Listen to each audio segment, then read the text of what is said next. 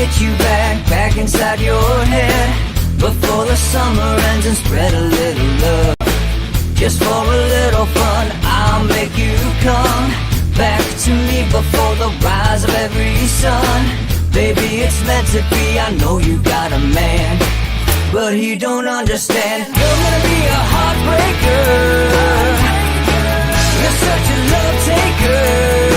So just suck me in and you can toss me like a cigarette, 'cause I just wanna be a bad habit, yeah.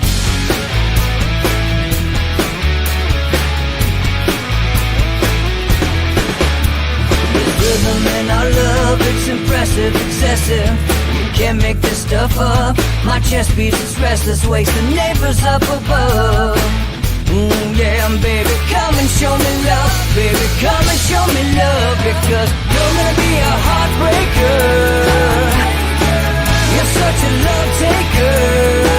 So just suck me in and you can toss me like a cigarette, 'cause I just wanna be a bad habit, yeah.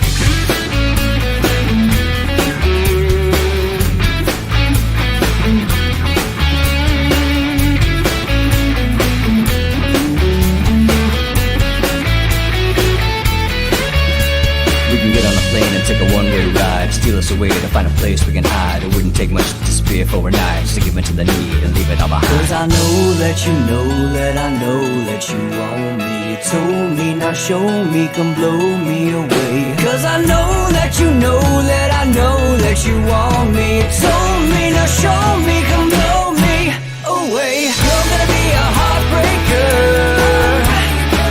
you're such a love taker. So just suck me in and you can toss me like a cigarette, 'cause I just wanna be a bad habit, yeah. You're gonna be a heartbreaker, you're such a love taker. So just suck me in and you can toss me like a cigarette, 'cause I just wanna be a bad habit, yeah. Suck me in and you can toss me like a cigarette, 'cause I just wanna be a bad habit, yeah.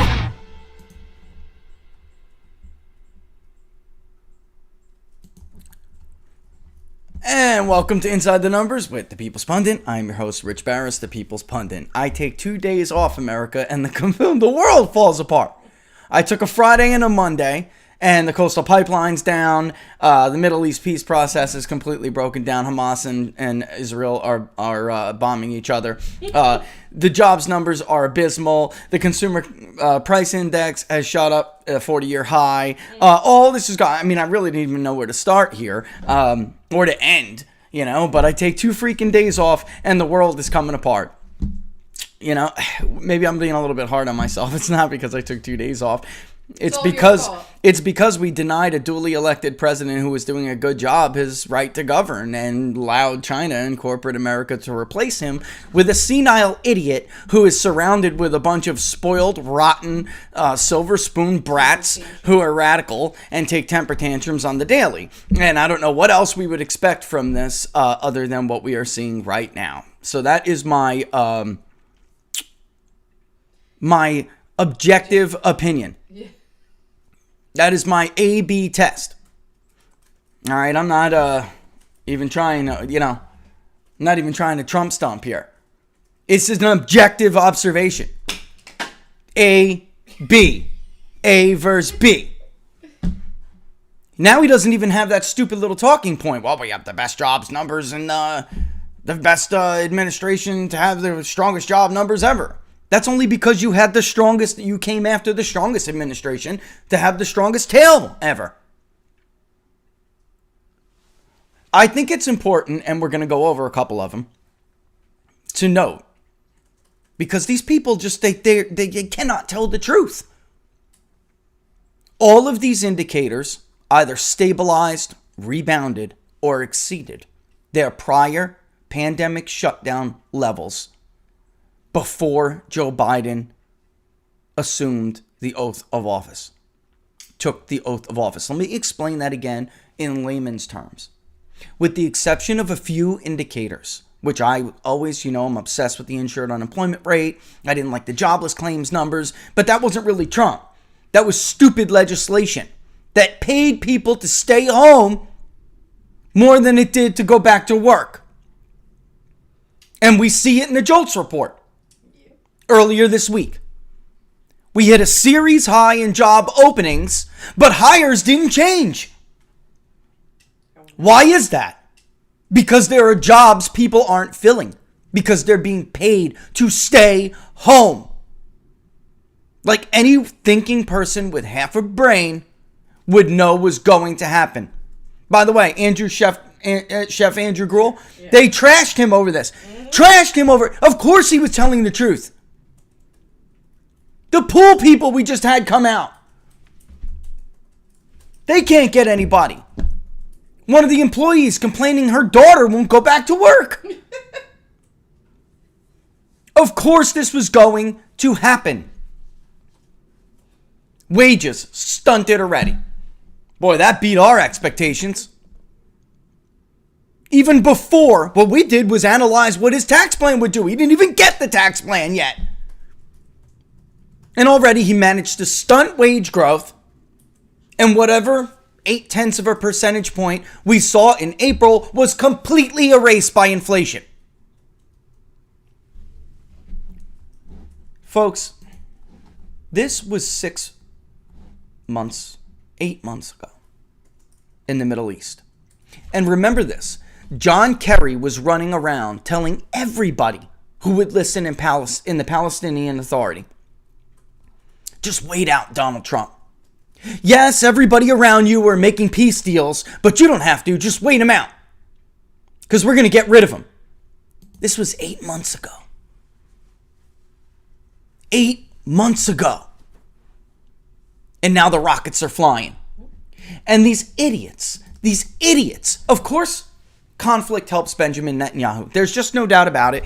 We've seen this before, and this has actually saved Bibi before, in my opinion. All right. Anytime there's a conflict that breaks out between Hamas in the Gaza Strip and the Israelis, every time we've seen it, it has helped Benjamin Netanyahu politically. But these stupid comments about, Bibi started another one. Bibi didn't lob rockets into Jerusalem, tools. Even if he wanted Hamas to do it to help him, he couldn't order them. They're not going to listen to him. Nope. They walked into this one. They helped Benjamin Netanyahu. And by the way, Donald Trump doesn't have a Twitter account anymore, which we've compared to Hillary Clinton, who pushed conspiracy theories, lies that she knew were lies, which led to the shooting of Steve Scalise and 4 other innocent people. Actual death, actual violence, not the fake kind where we have to pin a stroke on some kind of insurrectionist violence. No, the real kind of violence. She still has a Twitter account, and so does the leader of Hamas, who's celebrating rocket attacks in Jerusalem. But why should we be surprised? Because Hamas has delegates roaming the halls of Congress with Rashida Tlaib and others. BFFs. Helping to kill, not bills, resolutions condemning Ilhan Omar for her anti-Semitic language. Oh, you should have seen it, folks. If you're not aware of it, you should have seen it. The bodyguards, the tough guys, because they always walk around with this dude. I got to tell you, and I should have got his name, but I didn't plan on talking about him. But he's just like, he thinks he's bad. Let me tell you. He walks around, big old chest held high. It's a reporter from, she used to work for the Wall Street Journal. Tries asking questions, like, what are you doing at Rashida Tlaib's office? You have known ties to Hamas. You are a spokesman for Hamas. You have been in the past. And it's like, God damn, who's this woman? How dare this woman ask questions of me? Get him. I'm angry because I'm sad. I'm sad. That's the truth. It's more like disgusted. Just completely disgusted. This took less time than I actually thought it would take. But I'm serious. It's time to not be nice and try to walk this line. They hate me anyway. Yep. Our leader is a senile sellout who surrounded himself with corporate interests and radical leftists. They are fighting over control for policy in this country. They don't know what they're doing. That is why it is so inconsistent and incoherent. And there are consequences for it. The entire eastern seaboard is not going to have gas soon. Our town in North Carolina is almost out completely. Over 70% of Charlotte, Biden voters, by the way, Biden voters, over 70% of the gas stations in Charlotte, North Carolina are out of gas. What does the Biden administration say? I'm not going to rethink my policy on pipelines, number one. And number two, it's a private sector matter. Folks, a lot of people love to talk about infrastructure, but apparently it's a little bit too hard for them to actually freaking learn about a topic they want to talk about. Much of the infrastructure in this country is privately owned. Shocker, we're supposed to be a capitalist country. Publicly owned infrastructure and other companies and industries is communism. Dams, bridges, roads, and pipelines are largely owned, in some cases, most of them, owned by the private sector. If we treat this as a private problem, they could cripple us in a day. But I don't know anymore. I don't know what... It's so stupid. Scott Adams tweeted something before, and he's like, I think he's legitimately concerned. He's like, listen, either national debt is fake, for instance. Either national debt is fake, or we are really governed by idiots who know, or they just know there's an asteroid the size of Earth headed towards Earth that's just going to decimate us at some point. And I said, really, can't, in some instances, multiple things can be true at once. We can be, in fact, governed by idiots who created the asteroid, pointed it at Earth, and know fully well, and just don't give a damn. Because that's what happens in Periclean democracy. We were not a democracy, with good reason. They turned us into one over 200 years. We were a republic because democracies cannibalized themselves. And now, even if they knew there was a serious problem, like an asteroid the size of Earth headed towards Earth, they wouldn't be able to do anything about it.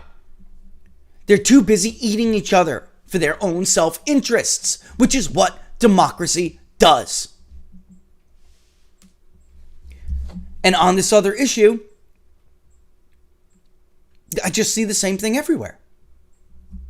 It's broken. The government's just completely broken. Mm-hmm. What I'm saying is it can't even fix a problem it may know exists. The talk of infrastructure all the time is a nonsensical talk. They know they actually can't do anything about it. We just had a man put forward a serious, realistic proposal for infrastructure. A public-private partnership that recognized that much of the infrastructure in this country is privately owned. And in order to not pick winners and losers, we must make this a fair funding process. Not picking which cylinder you want to fund and which cylinder you don't. Stuffing your friends' pockets with money while nothing gets built, nothing gets repaired, nothing gets fixed.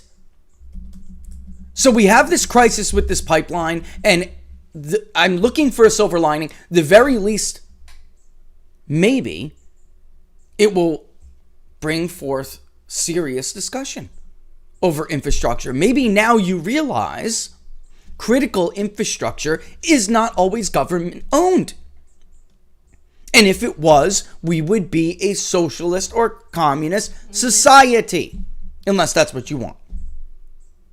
In which case, do you have faith and confidence in senile Joe Biden to address this if there was another, similar attack? He's just going to let the eastern seaboard dry up? Is this a distraction away from the inflation crisis that they have created? Exactly. I want to show this picture, not the all-time. I want to show this picture because this picture is showing what I am telling you. This is numbers. This is not my freaking opinion. These are numbers. Let me remove that so people can see what it is. The Consumer Price Index for all items and goods. As you can clearly see, in April 2020, we had a significant decline, a historic, in fact, decline in the Consumer Price Index because of the pandemic-related shutdown. We saw a very large increase afterwards to basically revert to a little high over the mean. Over the summer, as Trump pushed for reopening, you can clearly see the index begin to stabilize and level out. You actually want small adjustments and gains on the index. You want the cost of goods to rise. You just don't want it to rise at a pace that decimates wage growth, which is what we're seeing now. And it levels out. We move into the election, and because of the uncertainty in the election, you can see economic turbulence here in that next red line in November 2020. People don't know what's going on. The election happens, but the outcome, despite what the media says, was in doubt. We had a period of instability, political instability. When Joe Biden takes over, lumber, gas, everything begins to rise. Lumber has quadrupled, folks. Quadrupled. This is a 0.9 percentage point increase in the Consumer Price Index. It is the largest increase in 40 freaking years. It is not pandemic policy related, or I would say shutdown, pandemic shutdown policy related. This is Joe Biden's policy now. Because as you can see from this graph, this was not set in stone. This gain wipes out every bit and more of wage growth that we saw in the last month. Every bit of it, folks. Every bit of it. All right? And as a matter of fact, let me pull that up. I'd like to read some of that because that's not even my words, by the way. That's the Bureau of Economic Analysis. Are you ready? All employees. Real average hourly earnings for all employees were unchanged from March to April. Seasonally adjusted, the U.S. Bureau of Labor Statistics reported today, which was yesterday. Okay. This result stems from an increase of 0.7 percentage point in average hourly earnings, offset. In other words, erased by the 0.8 percentage point, and by the way, corrected. I think I said 0.9 percentage point for the CPI before. 0.8 percentage point for the CPI. Erased by the 0.8 percentage point gain in the CPI for all urban consumers. That's just how they go. It's not, Real average weekly earnings increased by 0.2 percentage point for the month, due to no change in real average hourly earnings combined with an increase of 0.3 percentage point in the average work week. So I didn't even think that the thought of policy changes could stunt wage growth like this and increase inflation. I didn't even think the thought of it. When we did the analysis that we put out, we read to you, I thought it would have to be some change to the tax structure at the very least. Otherwise, Americans tend to just do their thing. Like I said last week, I'll take Bill Clinton over George W. Bush any damn day of the week, twice on Sunday. Maybe he didn't want that economic policy all the time, capital gains, they fought over, right, the capital gains tax, but he did it nonetheless. He worked with Congress, he worked with Newt Gingrich, they created a sound environment for business to flourish, and as long as you allow that to happen, it really doesn't matter all the time whether it's a Democrat or a Republican. The beauty, the secret to American economic ingenuity is just get the hell out of the way. And Americans are incredibly resourceful. American small business they're incredibly persistent. So I at least thought you would need to do something harmful to hurt the economy this badly already.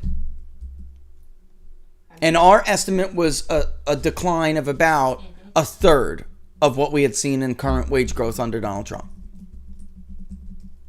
Folks, if they were able to get their plans for changing the tax code, it would be calamitous.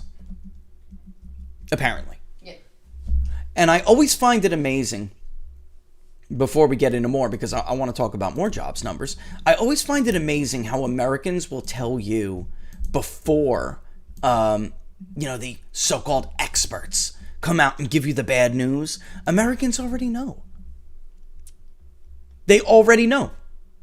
This is from our survey last month, the Registered Voter Economic Confidence Index. And I told you, it's not consumer, it's registered voter.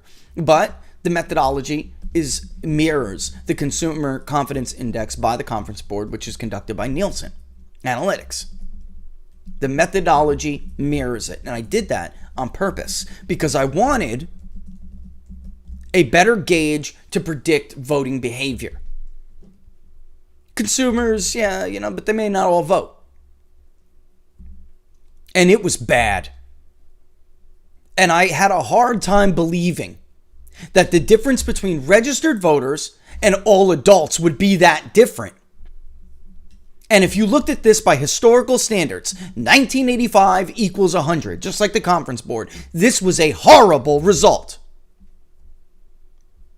So Americans knew this was coming, Laura, is my point. They knew it was coming. Current business conditions, about a quarter, right? Current economic conditions, less than a third. Expectations, business conditions, a quarter. I mean, what they were saying was that things are really, really crappy right now, but I'm hoping for the best in 6 months. But apparently, if this keeps up, that's just not going to happen. That's just not going to happen unless something dramatically changes. Political instability, domestically and at home and abroad, absolutely impacts economics. And when you have political stability being threatened, like we are seeing right now in the Middle East, in Eastern Europe, this is a problem. This is not going. This is something Donald Trump understood. And this is why he's not like the idiots like Liz Cheney, who all of a sudden the left now has transformed from a war criminal to a national hero, just like Robert Mueller, right? Just like George W. Bush. Slate wanted him tried at The Hague. Now he's their hero. Now he's like the bedrock of virtue and morality in this country, and Republicans should listen to him, of course, right? I mean, it's just nuts. I know. It's crazy. It really is, folks. We're losing grip on our reality. You understand what I'm saying? We're losing touch with reality. Nothing is too absurd anymore.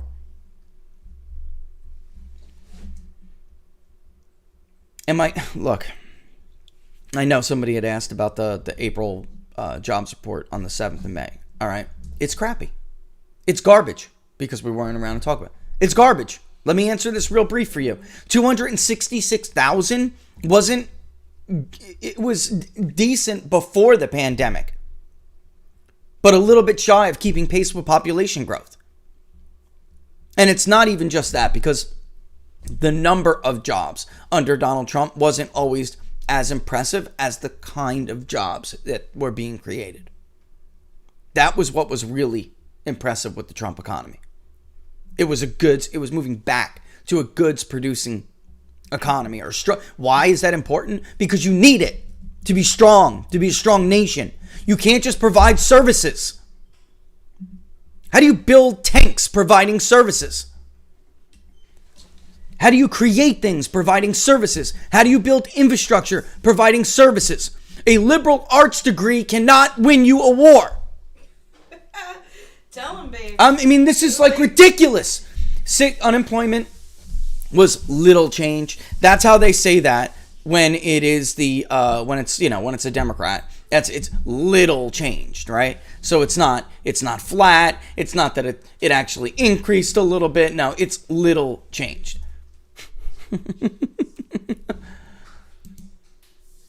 The labor force participation is crap. That didn't move. It'll be a long time before we see that critical 63% threshold if this continues up. It's less cited, but equally as important, the employment population ratio, crap, 57.9%.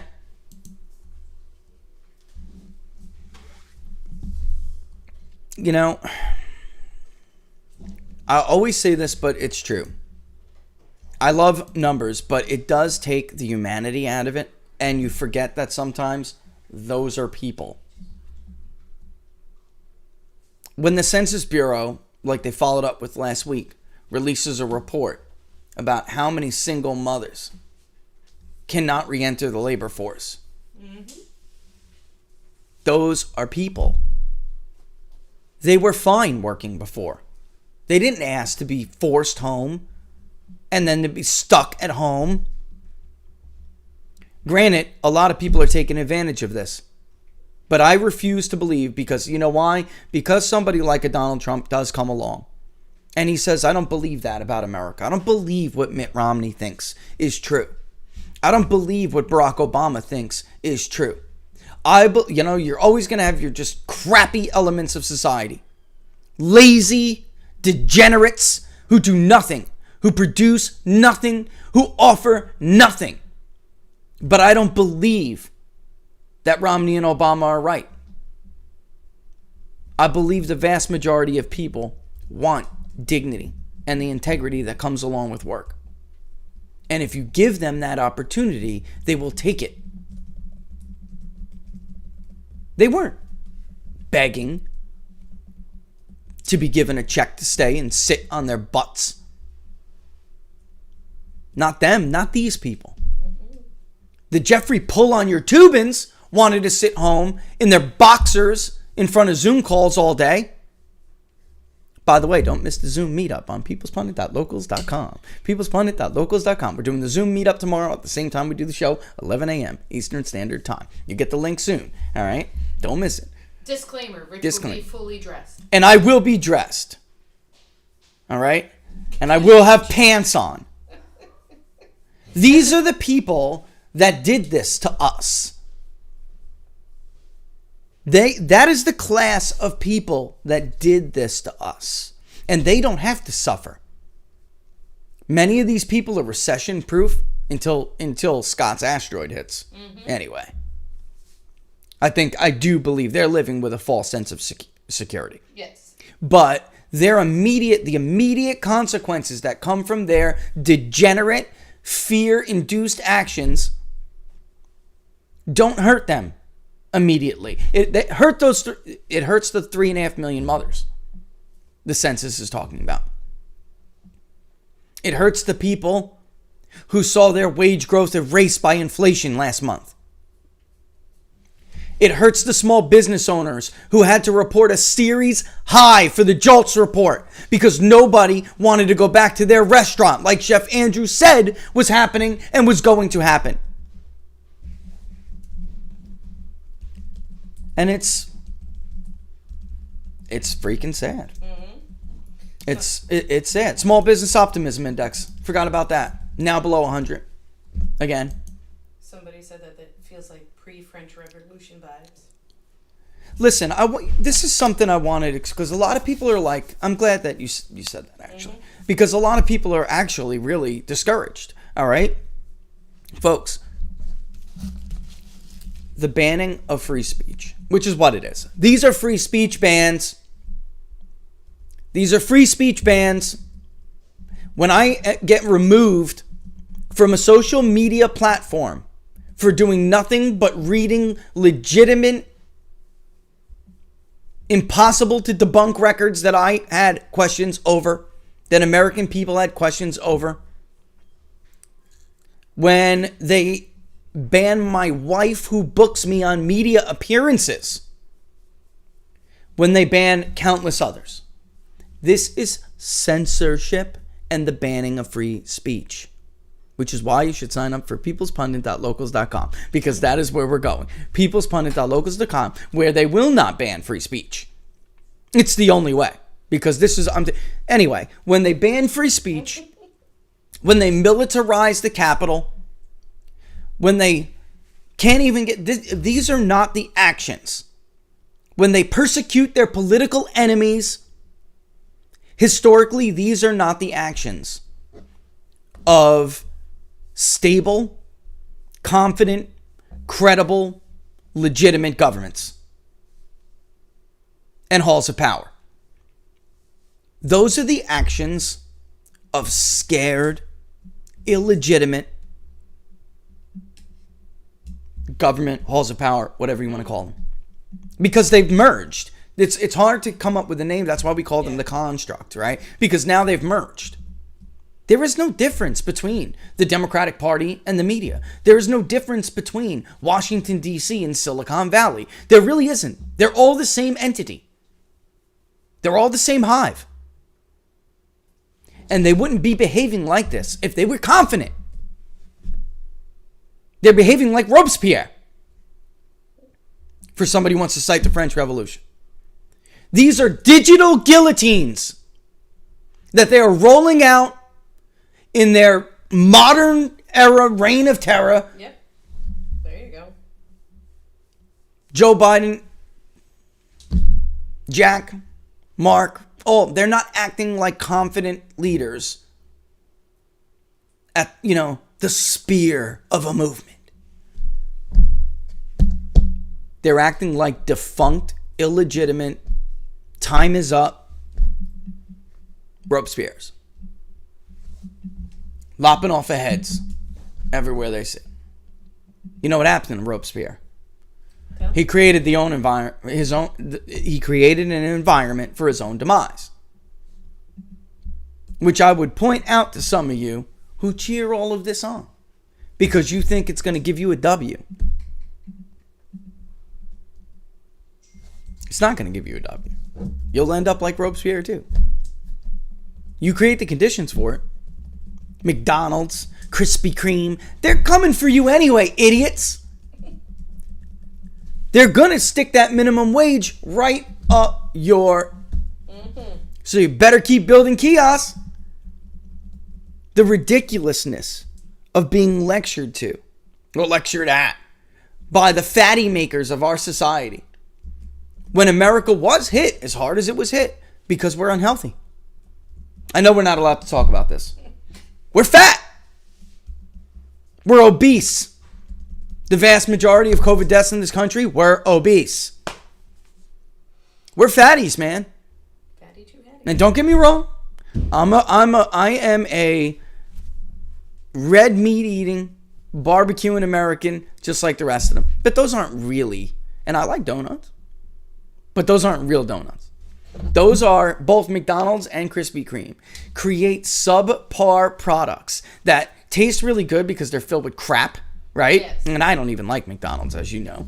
But they taste really good because they're filled with crap, all right? And it allows them to get away with not having to give you a quality product. And they get to poison society while they do it. And get rich off of it. And get rich off of it. And by the way, the worst thing that could possibly happen to some of these minority communities is McDonald's. They're going to lecture us. Come on. Take a vaccine, get a free Big Mac. Take a vaccine, get a free Krispy Kreme. Keep stuff in your face, fatty. But you're vaccinated now. I mean, it's just ridiculousness. It's just ridiculous. All right. It's 11:45. I just went on a tear for 35 minutes. I mean, I don't even know where to start or end in this episode. I've been gone for a couple of days, and all hell breaks loose. There's so much going on and to talk about. Their all common thread is that we have collectively lost our freaking minds. There's nothing is objective anymore. It's all subjective. Nothing is absolute. It's relative. This is what happens. This is how you play magician. Because reality is going to win. Reality is going to win. Eventually. It's how long you could keep the escapade going. Right. That's all. Before... It's a bicycle theory, Lauren. You can't keep pedaling forever. Eventually, it all gets very tired. And it tips over. And that is where, I just didn't, with some of this economic stuff, I just can't believe how quick it happened.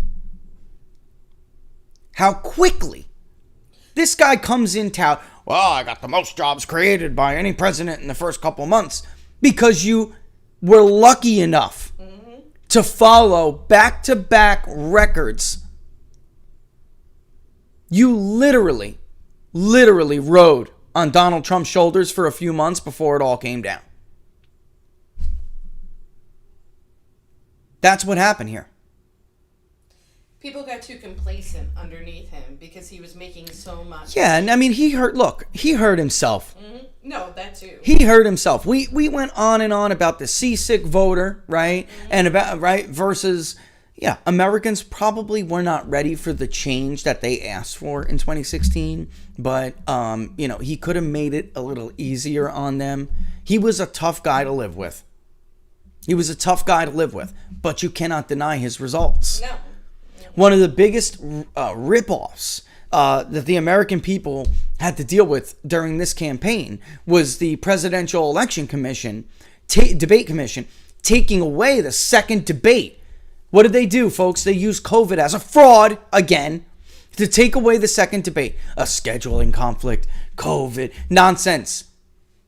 They didn't want you to hear about Donald Trump's foreign policy successes. Period. I didn't want you ever see that photo? That boy was. Did I ever? You ever see the photo that I showed you before? Did you guys ever even see this photo? Would you have known about that? Imagine allowing Donald Trump to go side by side next to a man who voted for every major war in the last 4 decades and then caved on them. This is a guy who hasn't seen anything through. Maybe the bribes he's taken from China. We'll never know, though, because the FBI is too busy crawling up telephone poles, spying on political enemies to do things like stop cyber attacks against pipelines. They don't even do their job anymore. The CIA, you too woke? Making cut and cute commercials? Bringing in your woke leftist friends to help you cut these little commercials to do your freaking job? To make sure millions of Americans on the eastern seaboard have gasoline flowing to their gas stations? The cynic in me, like Robert, the cynic in me would say those who benefit most from these disasters and crises may just be the ones responsible for them. Maybe it doesn't behoove the Biden administration to fix this pipeline issue. It does. In fact, maybe it behooves them to sit on the sidelines, blame the private sector, and then try to nationalize that puppy afterwards. Oh, come on. We need another 3-letter acronym to... come on. Why not? Why not? Come on, man. Let's make more money. Oh, man. And I bet you Hunter will be ahead of it. I know. He'll put Hunter in charge of this. Hunter Biden, he'll be the new head of the pipeline. Right, though. That's the crazy part. You know who's not going to get a job? Tony Bobulinski. Nope. He's not getting a job. There were some real cons. During this campaign that I think we should talk about. The first con was that any foreign power or any rogue entity that's supposedly not affiliated with them. And by the way, no, I don't believe Russia was behind this. I don't. No, I don't. Show me some freaking evidence. Every major intelligence failure since I have been alive and before has been a lie. Hell, the Lusitania was a lie. The Gulf of Tonkin was a lie. Weapons of mass destruction was a lie. Russia collusion was a lie. Shall I go on? I mean, what was true What was true? That's what I'd ask you. What have they told us that was actually true? So at this point, if you take their word for it, you're an idiot. You are a fool. I'll believe it when I see the evidence of it. Who's supposed to prove this one to us? CrowdStrike? They're going to find the artifacts left behind from the attack, from the cyber attack? They bring in CrowdStrike to run point on this one.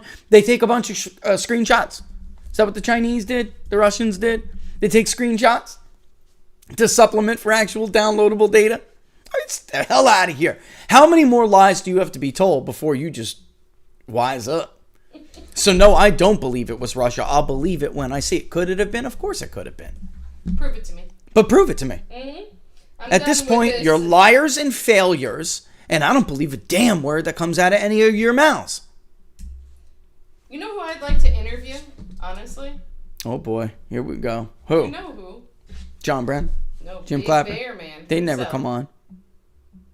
Which one? Imagine getting Putin on. Oh my Oh, God, man. that would be the end of us.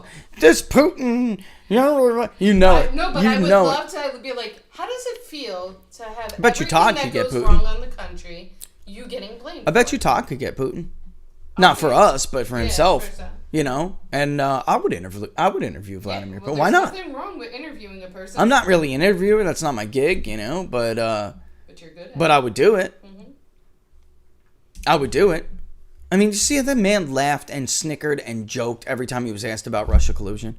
It's like the total joke was on us. Anyway, but let me circle back here. sorry. You know, no, it's all right. That's all right. But I don't even believe it was them. But let's assume for a second, because let's get back to the first big lie, the big con here, the real big lie. All right, there's a few of them, in truth. And the first one is this, that Vladimir Putin, Kim Jong-un, Xi Jinping, any of them, were going to be more afraid of Joe Biden than Donald Trump. We're going to be more afraid of a U.S. led by Joe Biden, a man who has played ball for 4 decades with every crooked industry and leader that has come to the world stage, over Donald Trump. And again, just to circle back on that point, what I was saying about the genius of what Donald Trump understood about war, conflict, and everything. It was all about the economy and how to prosper. National debt is a problem, sir. Well, we have to grow our way out of it because we can't cut our way out of it at this point. We cannot cut our way out of it. We buried too big of a hole. We have to grow and cut our way out of it, but we're not in the cutting stage right now. We just got to grow. We can't do that if we're at war with Kim Jong-un. Can't do that if we're trading nukes with Vladimir Putin. Can't do that if you're fighting with Xi Jinping. I can cripple Xi Jinping. I can bring goods-producing sectors back to our economy. That will help us grow out of it. That will help us prosper, but we cannot fight right now. The God's honest truth, folks, is that the Joe Bidens and the George W. Bushes, they wounded us badly. I hate to break it to everybody. We are not the superpower we used to be. Donald Trump's statement today on Liz Cheney being thrown out, let me read it because it's important. This is one of the main reasons they hated Donald Trump so much. He just flatly told the truth about the scam everybody knew, that was going on. This is what he said. And I'm going to read the whole thing. It's not that long. All right, but the first big lie, of course, sticking with this, the first big lie is that any of these global leaders, terrorist organizations, what have you, were going to be more afraid of Joe Biden or anybody else, by the way, that Democrats put forward for the nomination. They were going to be more afraid of them than Donald Trump. That is a total freaking joke. And I think now at this point, if you can't see what a joke it is, the joke's on you. You're the joke. You are the joke. The hour is late. I don't have time for your feelings and your sensibilities. The hour is late. You have been duped. Grow from it. Grow as a person and move on. All right? This is what he wrote about Liz Cheney. Liz Cheney is a bitter, horrible human being. I watched her yesterday and realized how bad she is for the Republican Party. She has no personality or anything good having to do with politics or our country.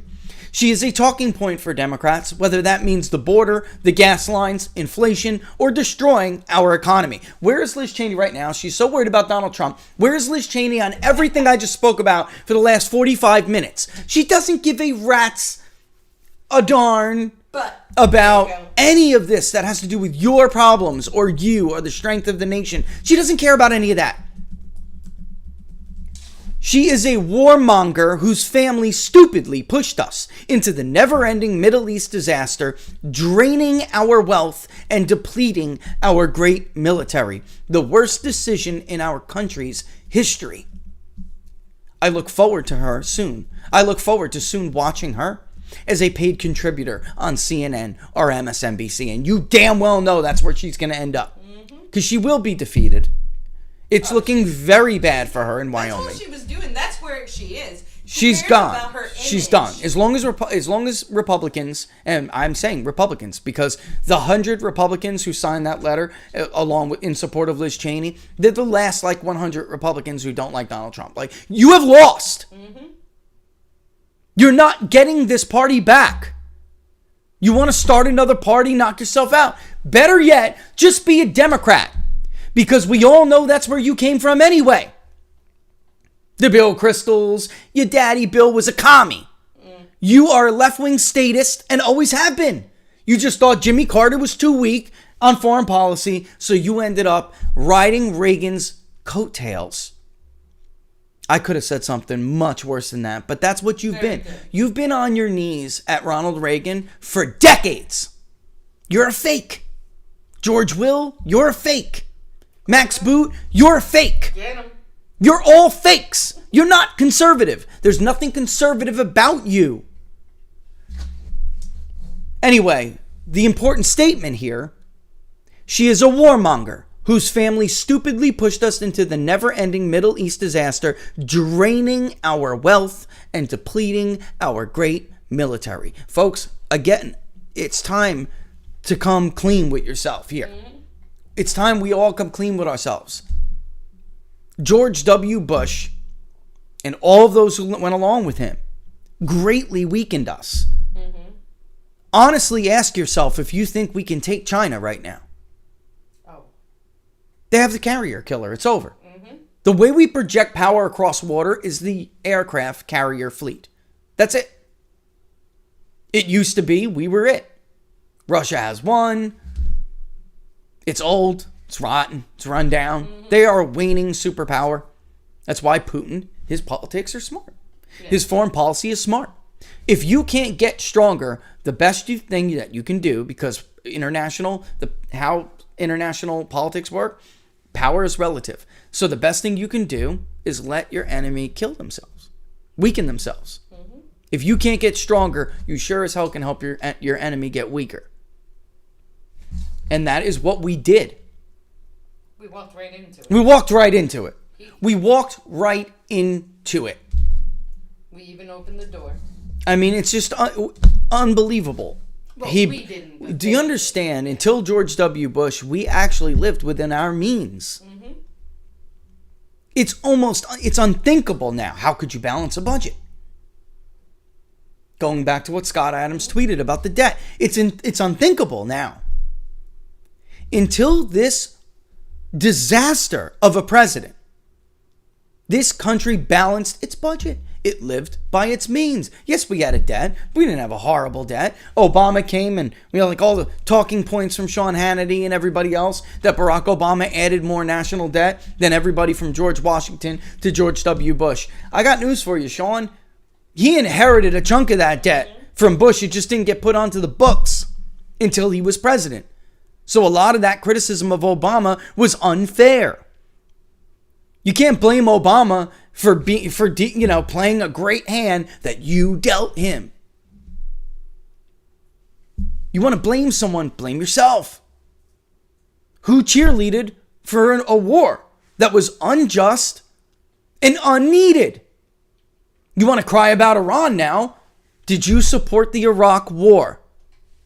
You want to cry about debt now? Did you support the Iraq war?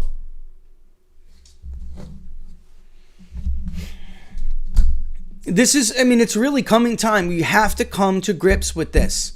We are not what we used to be. We don't have the muscle to flex like this anymore. So we have to decide whether or not we're going to focus on our own nation and our own future.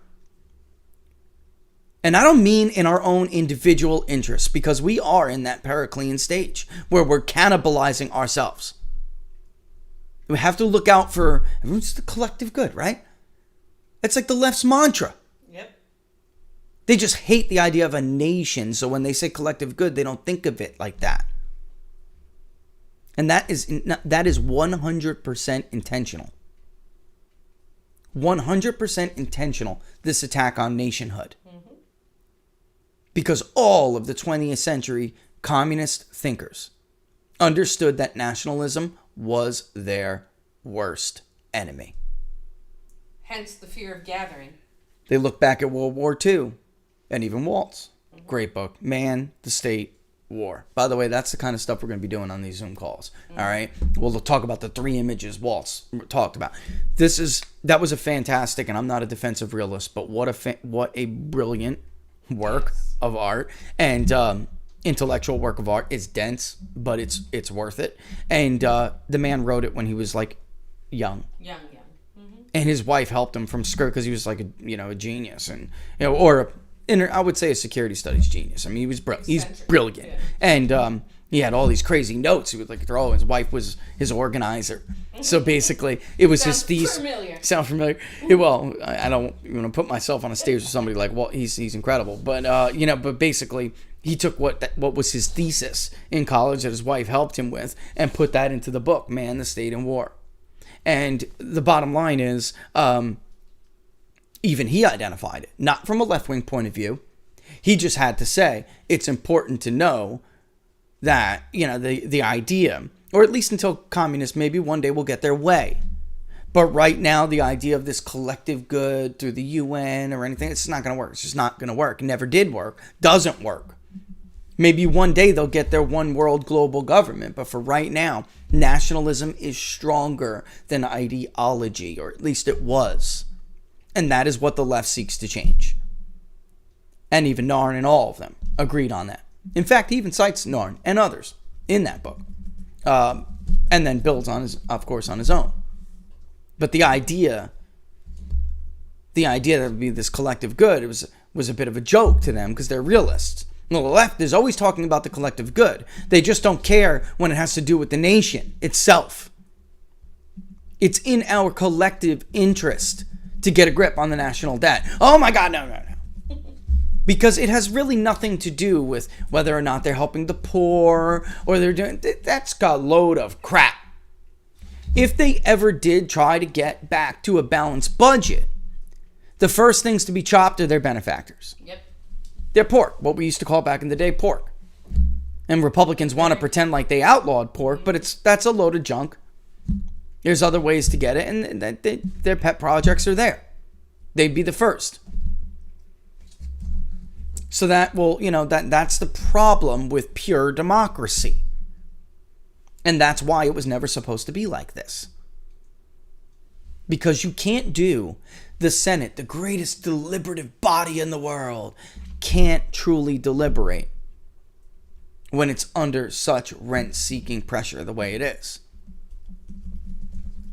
And that was why the original design was the way it was. But now here we are.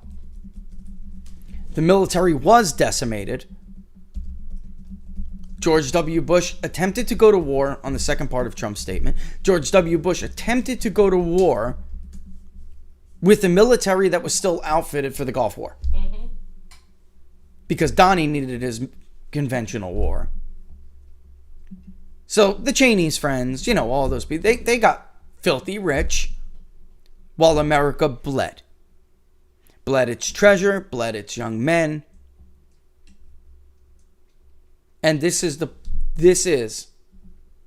message that they hated so much about this man, but goes right to the heart of the first big con, the real first big lie, was that deterrence was somehow going to be stronger under a man who went along with all of it. Joe Biden went along with all of it.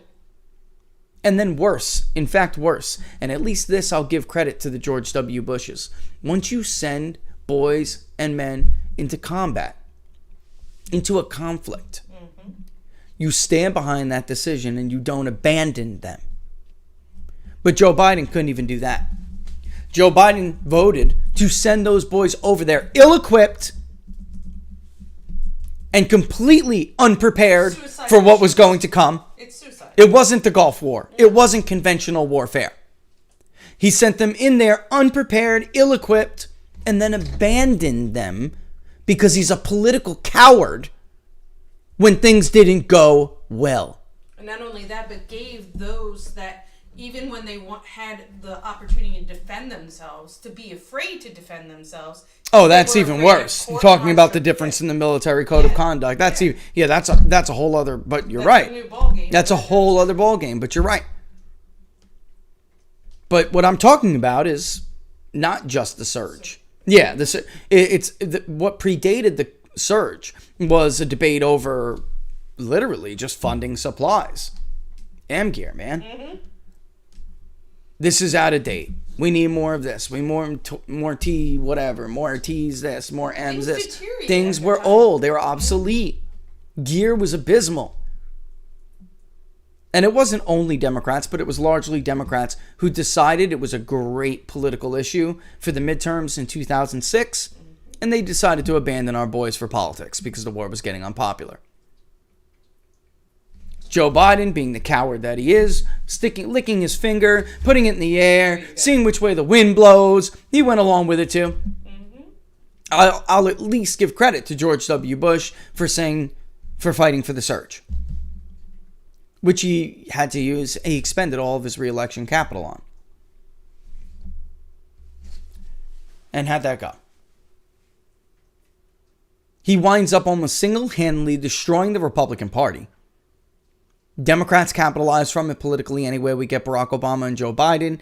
They pull out, leave a vacuum, create ISIS. Donald Trump has to come in and clear out ISIS without a conventional war.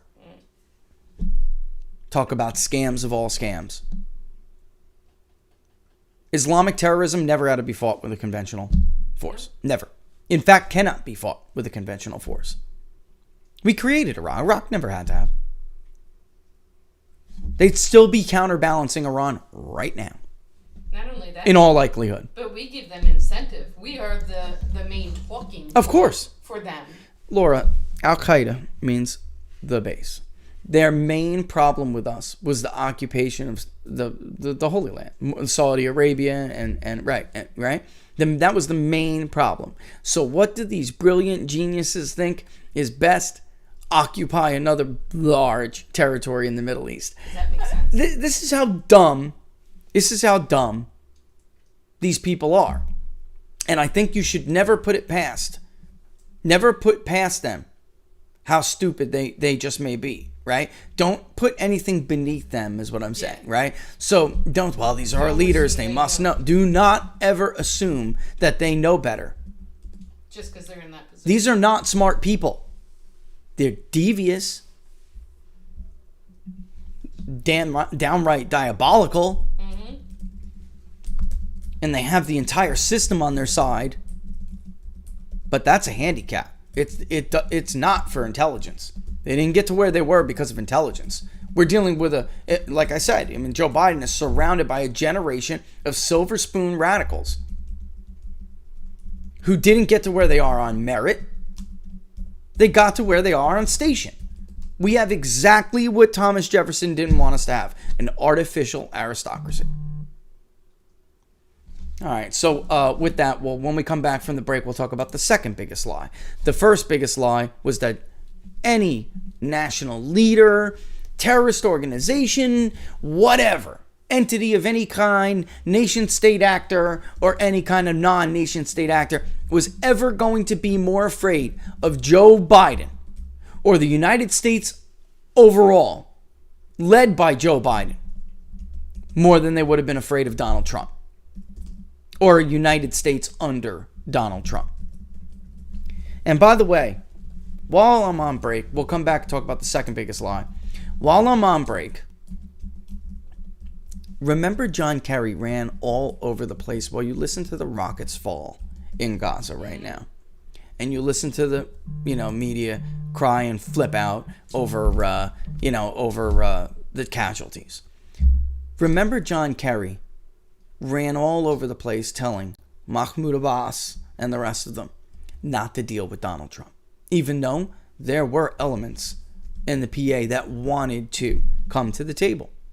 And Donald Trump's plan was, in fact, the most pro-Palestinian plan that we had seen in a long time. Even George W. Bush supported a two-state solution.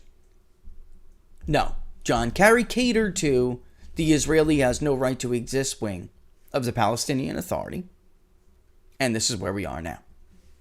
We'll be back in about 2.5 minutes.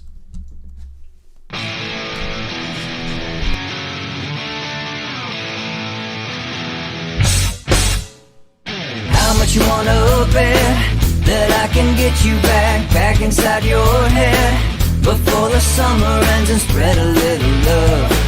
Just for a little fun, I'll make you come back to me before the rise of every sun. Baby, it's meant to be, I know you got a man, but he don't understand. You're gonna be a heartbreaker, you're such a love taker, so just suck me in and you can toss me like a cigarette, 'cause I just wanna be a bad habit, yeah.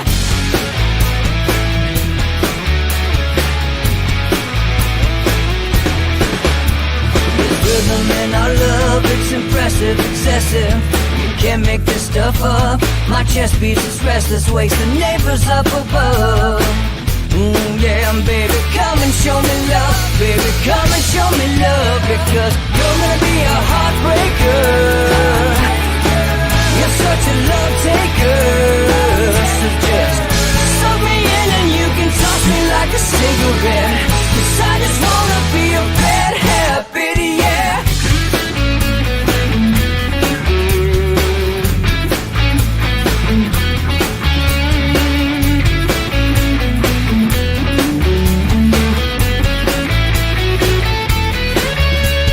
Get on a plane and take a one-way ride, steal us away to find a place we can hide. It wouldn't take much to disappear for a night, just to give in to the need and leave it all behind. 'Cause I know that you know that I know that you want me. You told me, now show me, come blow me away. 'Cause I know that you know that I know that you want me. You told me, now show me, come blow me away. You're gonna be a heartbreaker, you're such a love taker. So just suck me in and you can toss me like a cigarette, 'cause I just wanna be a bad habit, yeah. You're gonna be a heartbreaker, you're such a love taker. So just suck me in and you can toss me like a cigarette, 'cause I just wanna be a bad habit, yeah.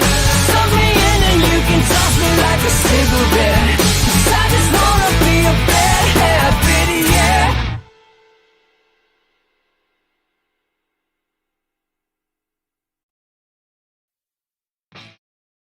Down to the 1 second mark. Sorry. Laura's like, quick, eat this. Well, we right. didn't have a chance to have breakfast because we were No, really we didn't. busy.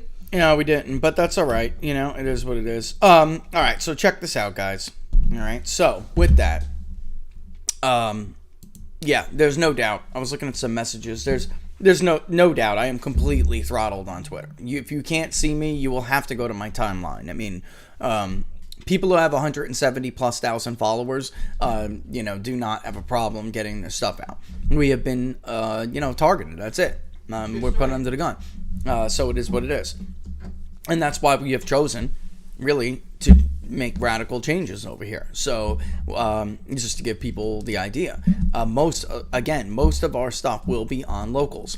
There will still be, when PPD is done, it will be peoplespundit.tv, and we are going to try to figure out, if you are on the locals community, we're going to get rid of the paywall on PPD and figure out how to blend that. I just don't know how to. We don't know how to technically do it yet, but we're working as hard as we can on it. All right.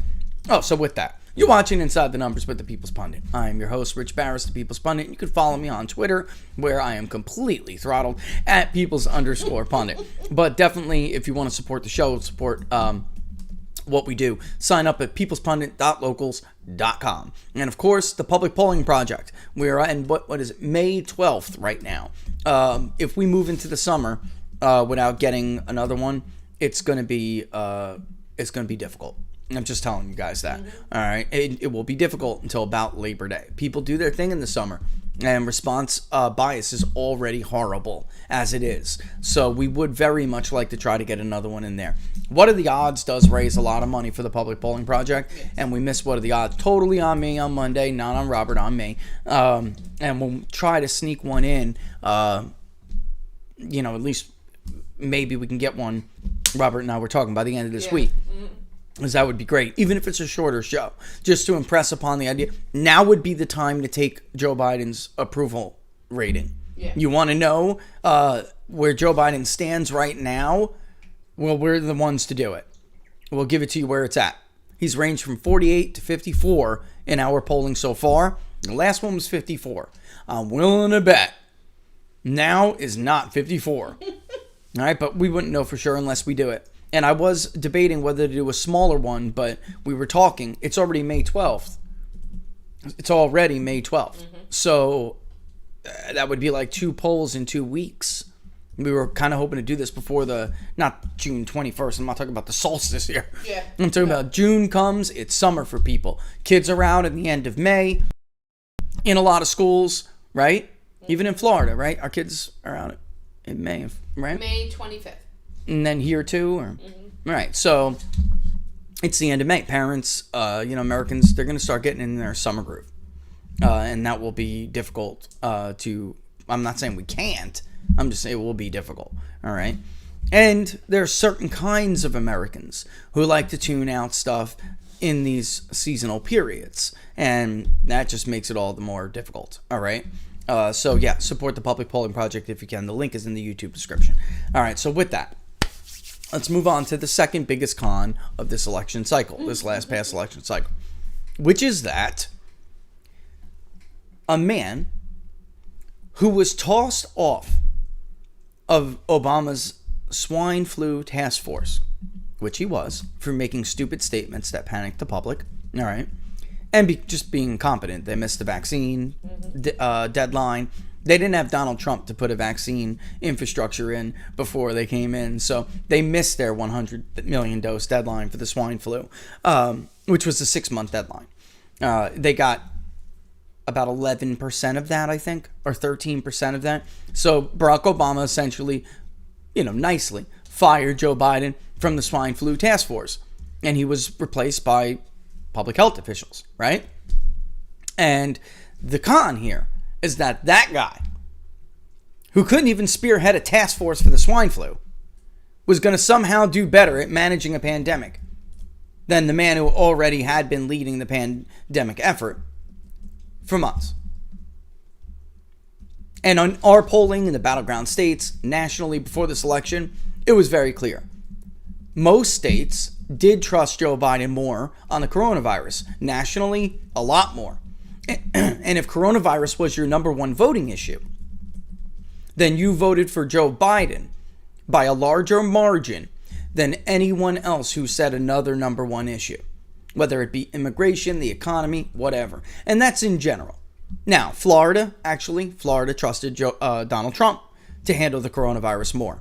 No shocker there, Donald Trump carried the state of Florida pretty significantly. Ohio, they trusted Donald Trump more to handle the coronavirus. And this is where things get a little bit sketchy. In Wisconsin, in Pennsylvania, it was much closer. And it was also true, Wisconsin's a little different. Wisconsin and Minnesota, coronavirus had a higher number one issue rating, right? But when it came to the economy and whatnot, it was blow away Donald Trump. So some examples didn't really fit. Arizona, Donald Trump, by the way. On who do you trust more? So some things weren't clear. consistent is my wording here, I guess. All right. So if you use consistent, whoa, those are big boy words now. Well, I'm using this I know, right? I'm using this to segue into some of the election reform things too that I wanted to talk about. Exactly. And you know what? I should use this so I don't ruin the stream. All right, so give me 2 seconds. I was gonna pull it up here. Thank you. I love you. Mm-hmm. You're the best, man. I'm not gonna touch it. But I do need to find it. You sent me this report. I know you did. I did. AC, right? There it is. Oh yeah, there it is, right? Isn't this it? What is this? Oh no, this is different. Oh, by the way, I also got an email about the findings in Nevada, which is the Republican Party in Nevada are claiming to, and I'll talk to them and I'll tell you what I personally think, but they are claiming they have 122,000 fraudulent ballots. If that's true, then my God, maybe I should have pulled Nevada. You know, can you search this thing for me? Find this, whatever. Blah, blah. All right. And the moral of the story here is, no, I don't believe, without coronavirus, I don't believe this would have been even a close election.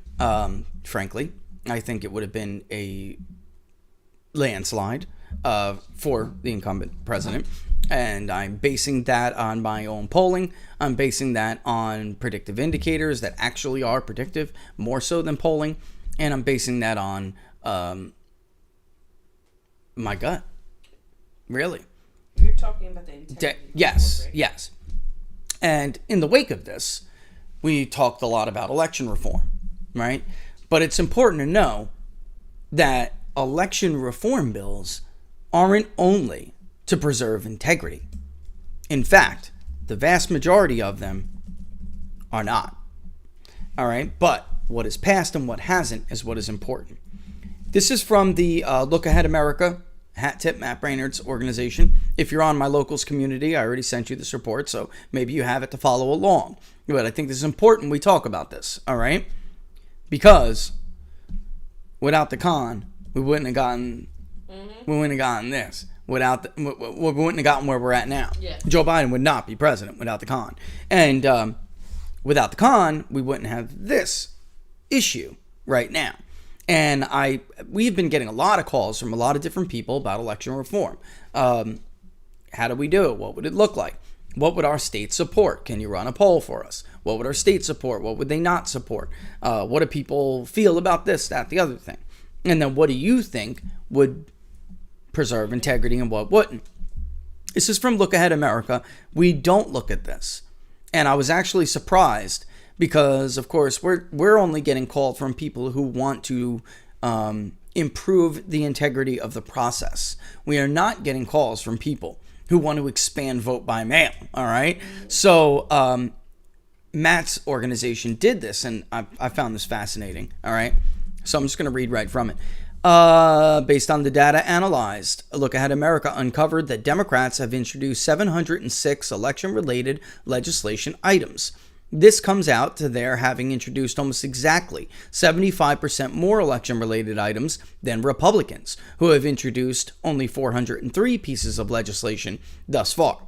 Bipartisan committees have introduced, and this is pathetic, 28 bills. Wow. And 6 memos, which totals 1,143 items related to elections that they found so far. All right? And why do I think it's sad is because election reform in Florida was bipartisan. It was beautiful.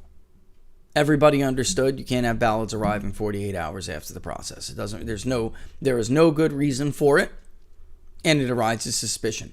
Everybody understood that there had to be some kind of statewide standardization when it came to how ballots are counted. Voter had to discern voter intent, right? Mm-hmm. In fact, we got rid of Chads altogether. All right, so again, Democrats have introduced 706 out of over 1,100 bills. Republicans have introduced only 403, but both parties have passed nearly the same amount. Democrats have signed 16 bills into laws where Republicans have passed 18. Thus, only 34 bills of the 1,143 have passed, or just under 3% of all the election-related legislation that has been introduced. All right? So if you look at that, though, from, like a statistical standpoint, Republicans have been more successful at getting their legislation across the finish line. All right? And I think some of the reason why, for instance, let's look at one of the examples that we know about. There are some red states with red legislatures that want to pass these reforms and get on the phone with us and say, what could we do to make this better? And they have red governors who aren't acting like their party, right? So they're not acting like they're representative of their voters, who overwhelmingly, we've been over the numbers. It is not a party thing. These items we polled, this isn't about party in vast majority of these specific proposals. Americans, by and large, support these. All right? Ridiculous amounts. 8 in 10 now, signature verification reform, right? 8 in 10, photo ID. All right? So, if rounding up, of course, I'm rounding up here, folks. All right? But, even election day deadlines, the majority, overwhelmingly. And Democrats as well. Do I actually have that? I don't. I wish I could put it up again, but I don't have it.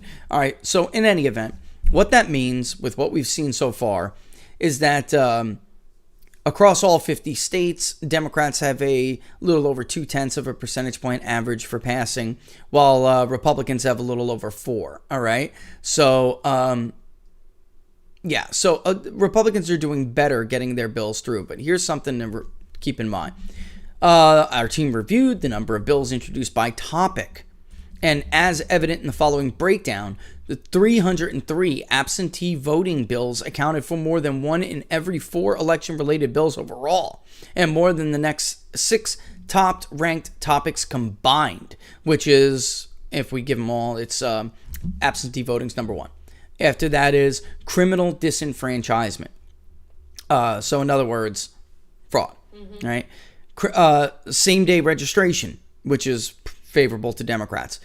Disability access, favorable to Democrats. Early voting, favorable to Democrats. Provisional ballots, favorable to Democrats.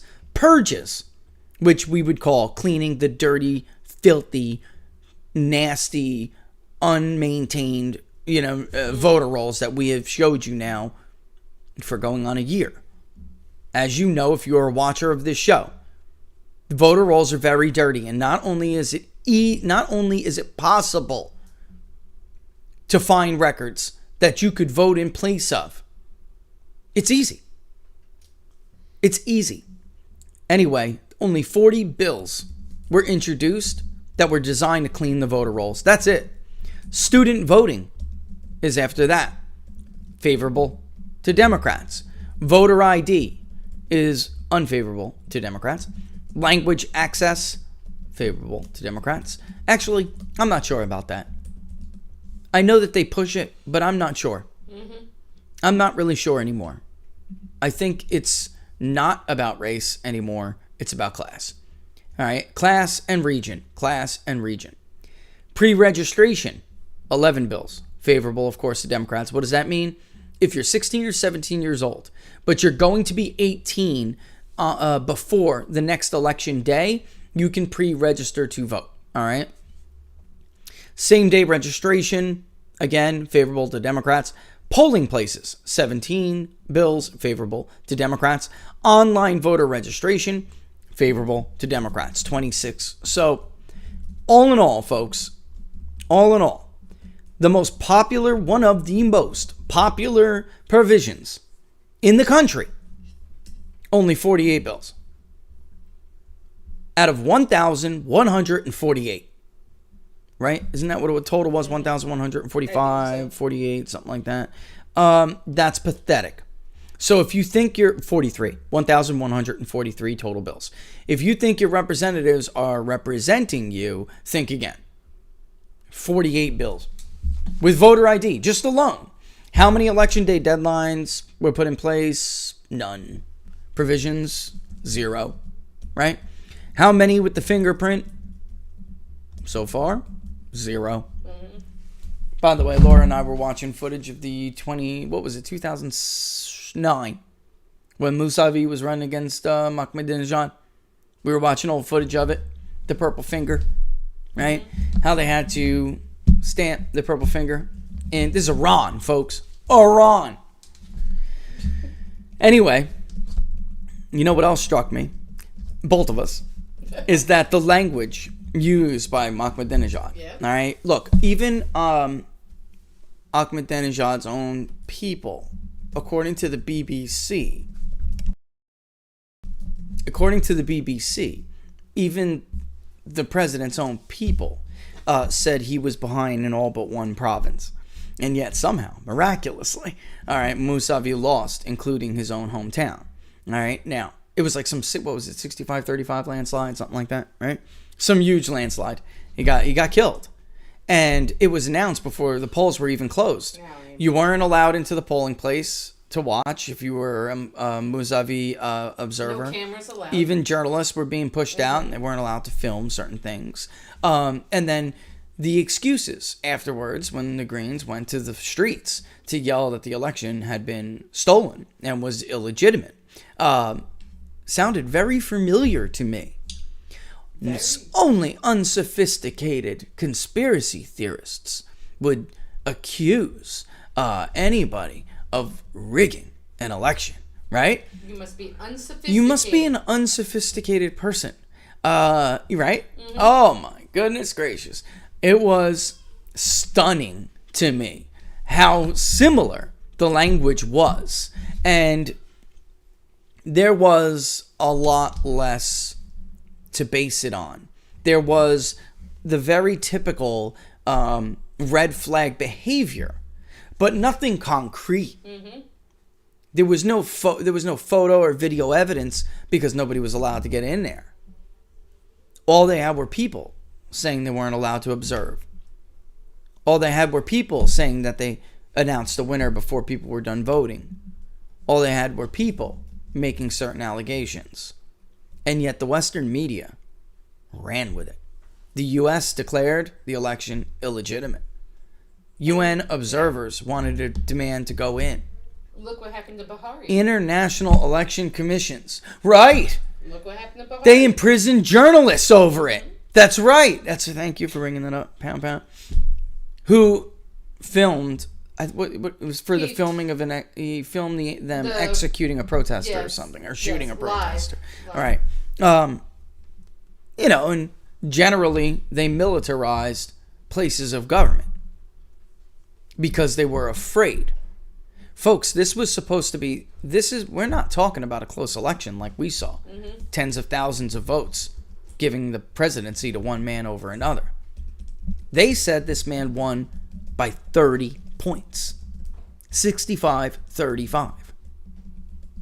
It was a landslide.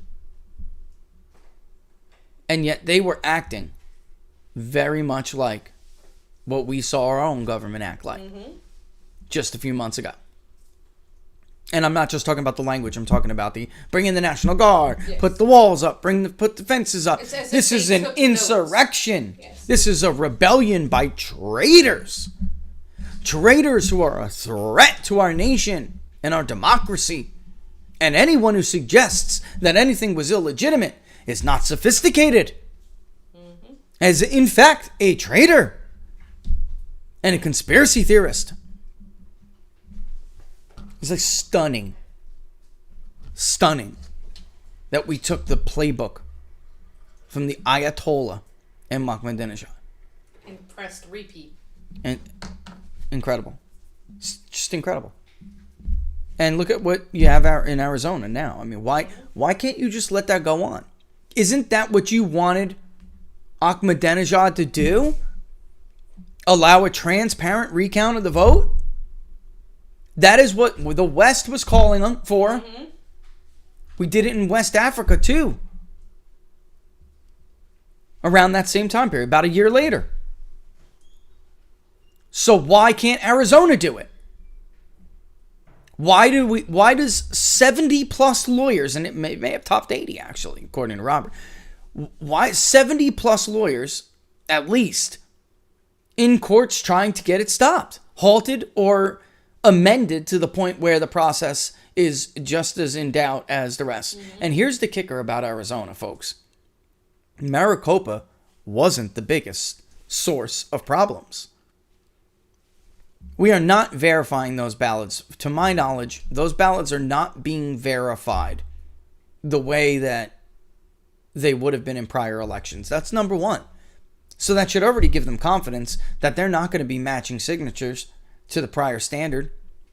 They're not going to find mismatched signatures, at least to my knowledge. That's from my understanding. So that should already give them confidence, but even more so, they're not going into Pima or Apache, which had even greater problems than Maricopa. They're spreading out and out lies about state judges, state Supreme Court judges, and their lawmaking wives.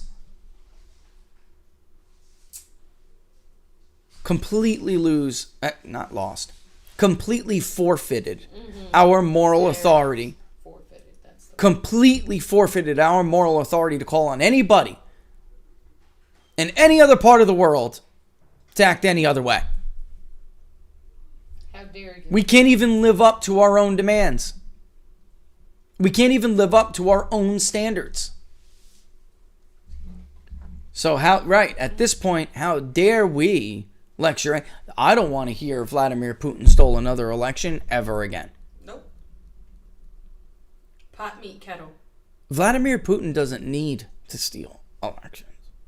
This is what always drove me nuts. The man's popular, folks. He brought economic reforms. That's all the country ever wanted. Let Russia be Russia. Let Russians get what Russians got coming to them. He keeps most of the oligarchs in check. He's popular. He doesn't need to steal an election. Yet we've accused him of robbing an election. And again, all based on nothing in comparison.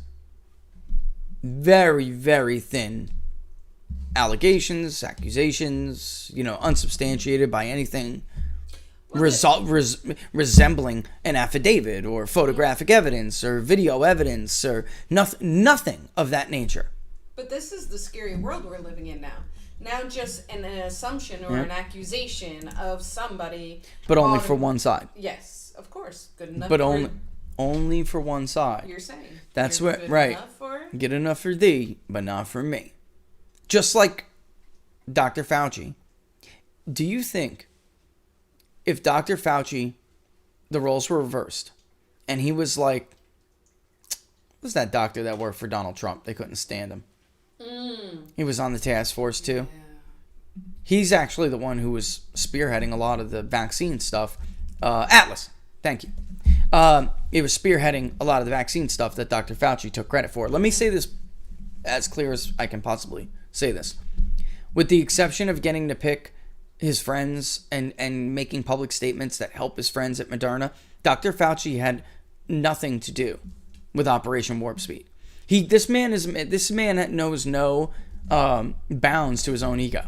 All right, he had nothing to do with Warp Speed. He had absolutely nothing to do with it. I'm sure he had access to the adverse impact monitoring. The FDA was submitted to the FDA and the like, right? But he had nothing to do with the actual cutting of red tape, the private-public partnership to get it rolling, the deal with Pfizer to administer the doses, none of that. He did nothing. But in any event, let's pretend the roles were reversed and Scott Atlas, I think his first name's Scott, right? Atlas. I'm sorry if I'm getting your name wrong, but let's pretend he was the one who is claiming that grant did not go to an entity doing work at the Wuhan lab.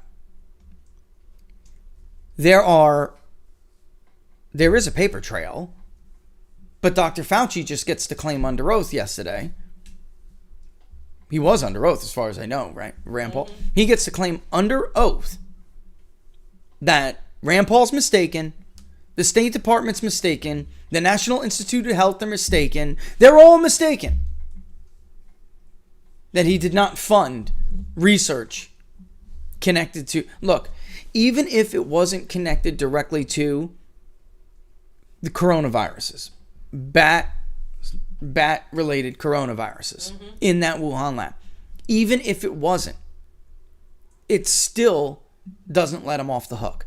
It's like funding Planned Parenthood and then Planned Parenthood saying that that money didn't go to abortions, therefore you don't support abortions financially. Yes. But you do, because you supported financially that company, that organization, whatever it may be, that conducted those abortions.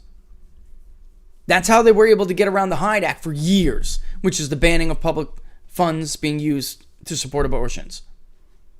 Planned Parenthood would get the money and then say they use it on like mammograms or something. Even though Planned Parenthood's like, let me do an Obama, 99.9% of Planned Parenthood is the business of killing babies. It is not mammograms and selling their baby parts.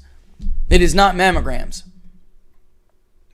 So if you're giving to that organization that primarily does this, or not even, but does it, then you still supported it.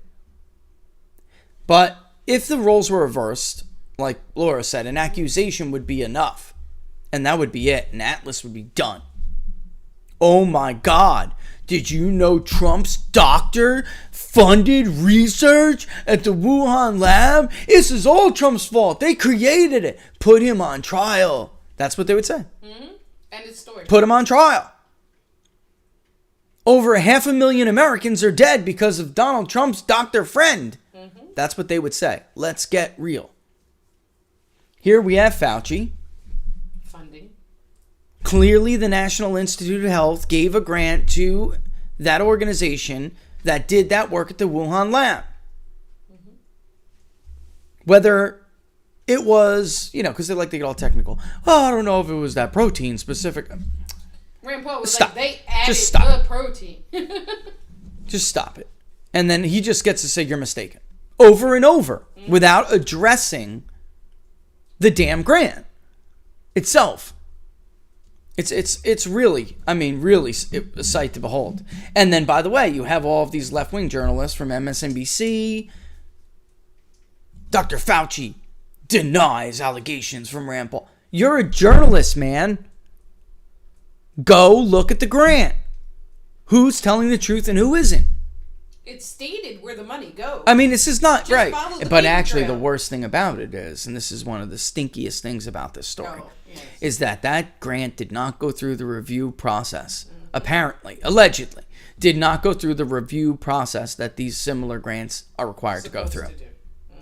And that is disturbing. Very, very disturbing. All right. So it is 12:33. Since I've been gone for so long and the world is on fire, let's start taking some questions. What do we think about that, Laura? Great, because I All have right, one. let's do it. Yeah, let's do it. And with that, let me turn figure eights. Yes, there we Hear go. you. Velvet undergrad. Mind if I nick her at this puppy? Mind if I? Oh my I'll keep it in the corner of my cheek. Gosh, I hate when you chew gum. I'm gonna It's keep it in the corner of Nicorette my gum, cheek. just so you know. So far, he has not smoked his vapor in a month? I don't know. No, because Yeah, I think the 21 is 7 days. The 15 is 2 weeks. It's a little under about Almost a 3 month. weeks. Yeah. Mm-hmm.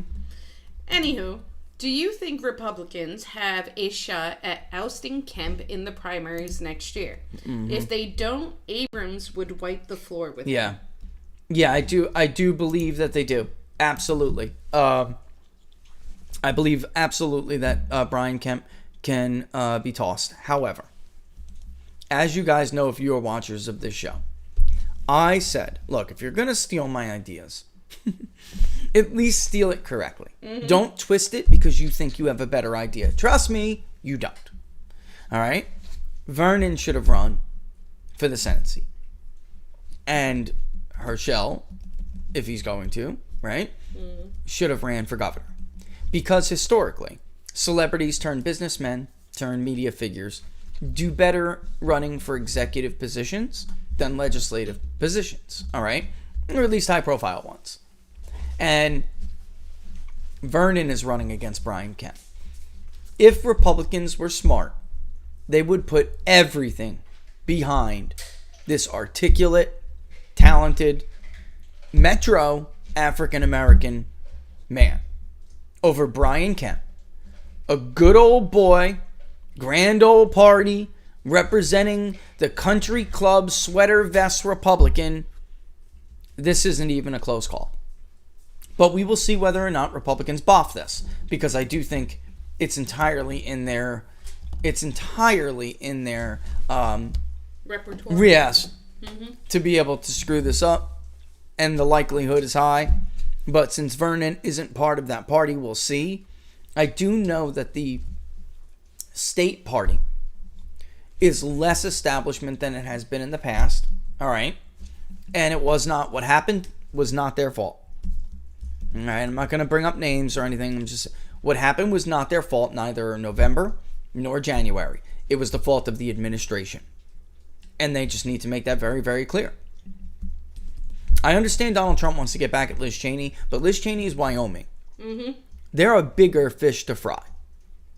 Fry Liz Cheney. You could fry her very easily. A little butter, a little rosemary. She's done. Go after the big fish to make a real statement. And it's not just a statement to them, to the establishment. It's a statement to your voters. To your voters. Because I'm not even sure Brian Kemp can win re-election. I got to be honest with you guys. I think he very well is likely, in fact, to lose. There are too many Republicans who don't like him. And the state is too competitive now. I don't believe it's a blue state. Georgia's not a blue state. Republicans didn't lose. Democrats didn't win Georgia. Republicans lost Georgia. Period. The administration allowed what was unacceptable, completely lack of integrity voting standards in November. They thought that that wasn't going to apply to them in January. And between that and Republicans being pissed at their betrayal, they lost those 2 Senate seats. End of story. But they're done. Those voters that they need to come back, they're done with the Perdues. They're done with the crooks like Brian Kemp, who would not appoint someone who's beloved by the conservative base, a sitting congressman, but instead the wife of a guy who runs a stock exchange and ends up in an insider trading scandal. They're done with these people. Over it. Joe Raleigh, speaking of French revolutions, looks what's happening now. Could you imagine if Mad Dog Mattis started talking about military takeover to avoid a civil war? That's what's happening now. Yeah. I mean, there were already, sadly, at the end of the Trump administration, there were already, the brass is the brass. They are not like the rest of the military. Never have been, in fact. But they are getting more woke and more liberal and have been since Obama. All right? And they absolutely, I wouldn't call them Democrats because they're not, whatever party gives them the money in the war is their party. That's it. They have no principle. They're out for 2 things, money and glory. You don't get promoted if there's no conflict. You don't. That's the status, that's the structure of the military. You want to make, even if an enlisted man, you want to make sergeant, sign up for 11 Bravo. Yeah. 11 Charlie. You go in as an E1, E2, E3. Sign up for some 18, go through the pipeline. 18 X-ray pipeline. You want to get promoted quickly. You do not get promoted by advocating peace through strength and non-conflict. You get promoted by combat positions, by combat posts, combat appointments, commands. And that's even more prevalent when it comes to the brass. These people were already making outrageous comments before Donald Trump lost the election. And then when he did lose, there were people, saying really stupid things. Whispers and out in public. Like, oh, we'll drag him out. That was so immature. It's not even funny. And truth be told, there were anonymously sourced reports saying that people like John Kelly were saying that before he ever lost. Oh, yeah. Well, if Trump loses, we'll remove him. That is not the talk of a credible government. Or one that wants to come together. Right. Unity, right? Or one that understands that the military is civilian controlled. This is why our founders did not want them to have this kind of power. I understand we're in a different world now, but our founding fathers would be terrified by how... they didn't even support a standing army, folks. I mean, Hamilton wanted a standing army, and he was thought to be a monarchist. This is way beyond where we've come. Now, our world is a different world, and as a nation state, we need to be able to protect ourselves. But there are some states that don't. And I think if the founders were alive, they'd say, really? Tell that to Belgium. Tell that to Sweden. Yeah. Tell that to Switzerland, right? They would say, really? Do you really? I'm sure they would challenge us on that. I'm sure they would. Which, by the way, while we're at it, let me just take the opportunity to renew the call. Let Abe loose. Let Japan loose. Let that thousands upon thousands of year-old warrior culture loose. World War II era is over. The post-World War II era is over. There is no need for NATO anymore. NATO is weak. NATO is the United States. You want to still be allies with a couple of the countries that aren't weak? Knock yourself out. But the Warsaw Pact was dissolved a long time ago. There is no need for NATO in this world. Russia is not what we have to balance against. We have to balance against China. And we do that by India and Japan. The Western powers are weak, feeble. Moving on. Okay. Can you ask Rich why local media outlets keep saying that gas price surge is due to supply decreases from the pandemic this time last year? What is the real reason why I paid $3.05 for gas? Right. So they're using that, but there's no doubt, without a doubt, that we do this with the Baker Hughes rig count, right? The rig count has dramatically declined, and it's also future supply.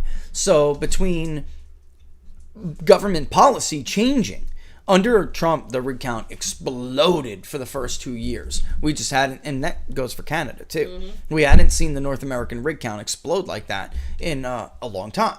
Then we did have the gas price, I would call it a crisis, before the pandemic, which had to do with Russia and Saudi Arabia and really had nothing to do with us.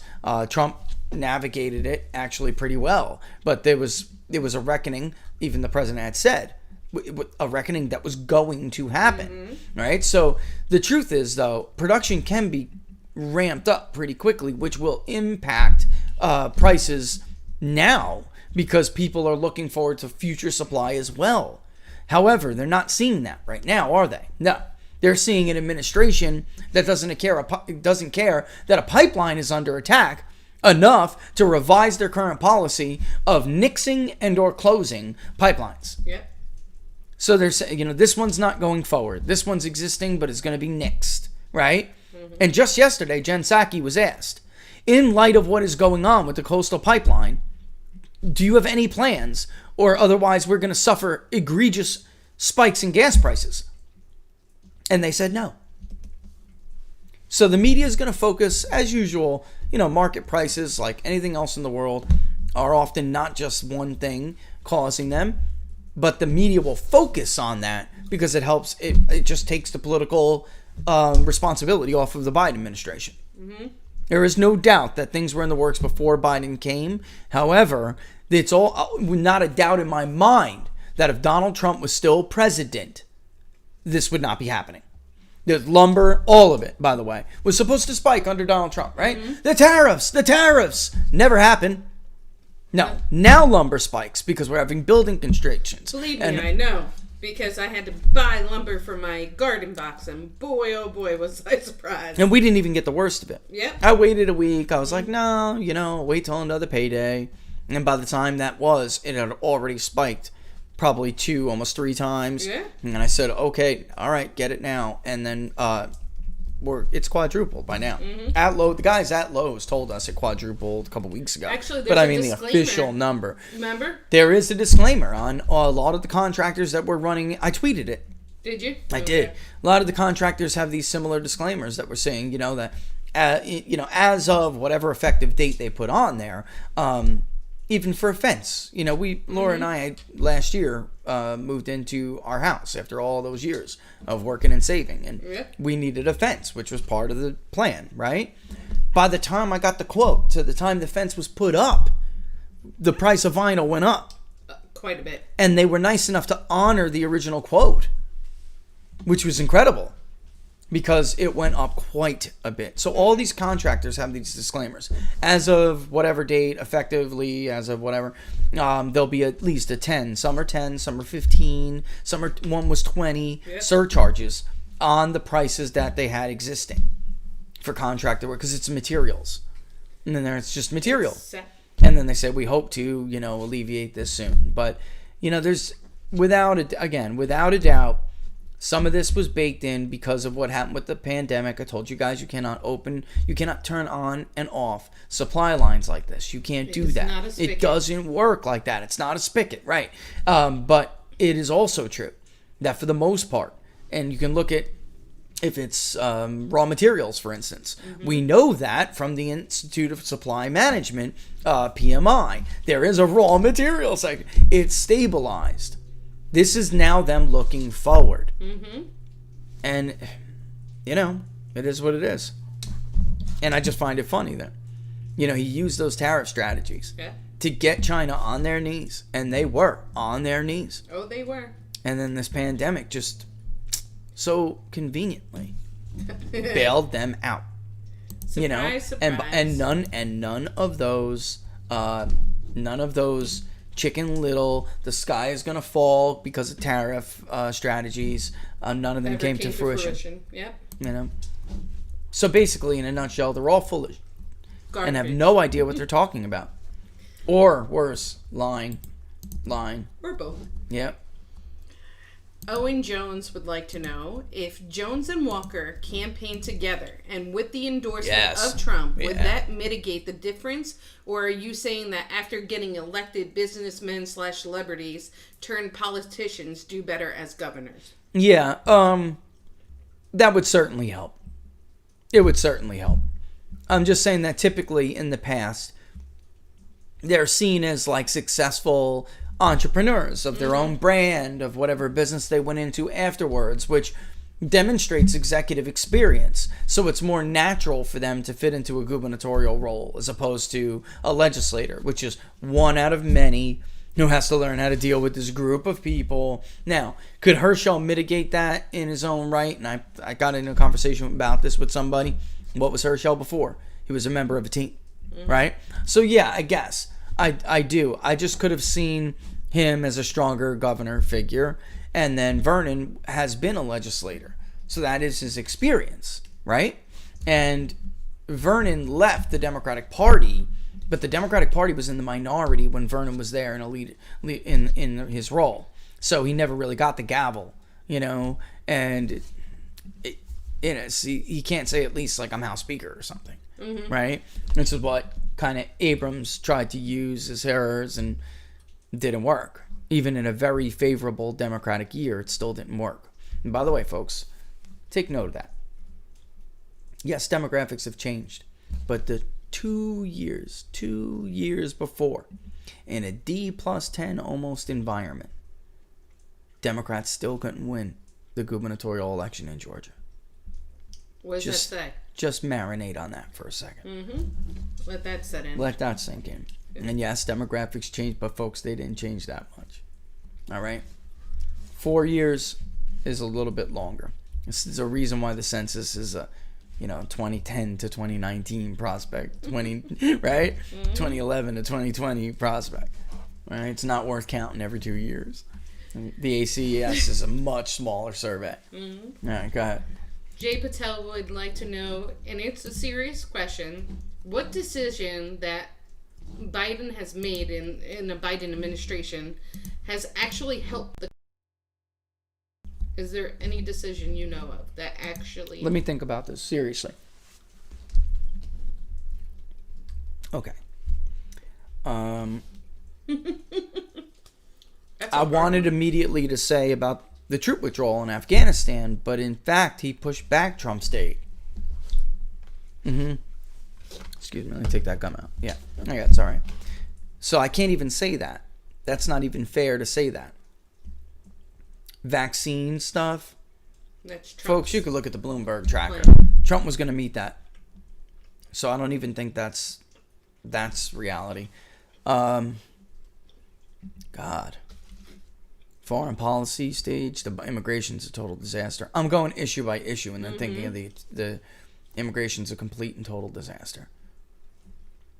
Schools, he Destroyed them. he stuffed the pockets of teacher unions, and that money can't even be used for this year. So, plus Donald Trump had already funded the states plenty to fund their school systems for the safe reopening plan that was released by the CDC, the guidelines released by the CDC. Trump already gave them plenty of money for that, so you can't even credit Biden for that, can you? Damn, no. I mean, I'm serious. If somebody has a legitimate Biden voters out there, come on, help me out. What has he done that was a good thing? He didn't cancel Trump's vaccine plan. I know, but it's like, right? Like, But that's not his Yeah. idea. Yeah. He fed the goldfish. oh my God. One of those executive orders I'm trying to think of? No, they were damn near all disasters. I'm trying to think of healthcare. Anything he did on healthcare? No mean tweets. I guess that's a perk. Yeah, I mean, I'm reading. yeah, maybe demeanor you could say, because like, look, and I've said this about Trump, it will not come as a shock to you guys. He was an unnecessary boat rocker. There were certain things that were just beneath the office of the president, in my opinion, that he didn't need to do or say. So there's that. But in the end, I don't give a damn about demeanor when it comes to results. I'm hard pressed here, Laura. I'm serious. And that is not true of Obama. I could have given several things for Obama, so don't pretend like there's a partisan thing. It's not. Jay Patel, you do win a prize for stumping Rich. Yeah. I mean, look, he's the Justice Department's going to be infinitely more political. When it comes to the policing stuff, that is not for civil rights. We all know that. That's nothing.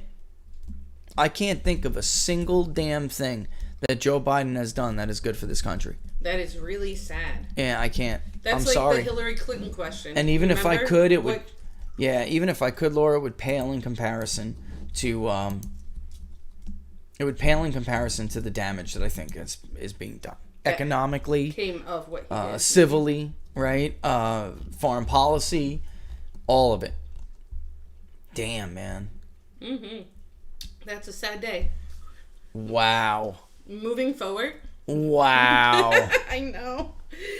Moving forward, could you ask Rich if he thinks the inflation rate has been deliberately underestimated, or if next month it will be even worse, or perhaps a bit of both? Yeah, a bit of both. I was thinking that's a great question. I am one of those people who believes that the CPI is fundamentally flawed to begin with, and that inflation has been rising for years under both party presidents at a rate that is, and I think every American would, with a pocketbook and a wallet would agree on that. I mean, there are policy wonks who will fight that position, but they're not average Americans. And I think that generally speaking, we are seeing big distortions month to month. However, there was this is why I don't let Biden off the hook. Because we did see this period of stabilization already. Under Trump, it's stabilized. And I don't mean a month, 2 months. We had an entire summer after that shutdown. But you can't have that. It killed the spring.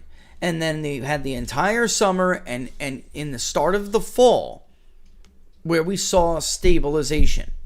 And it wasn't until the election turmoil again where it got worse.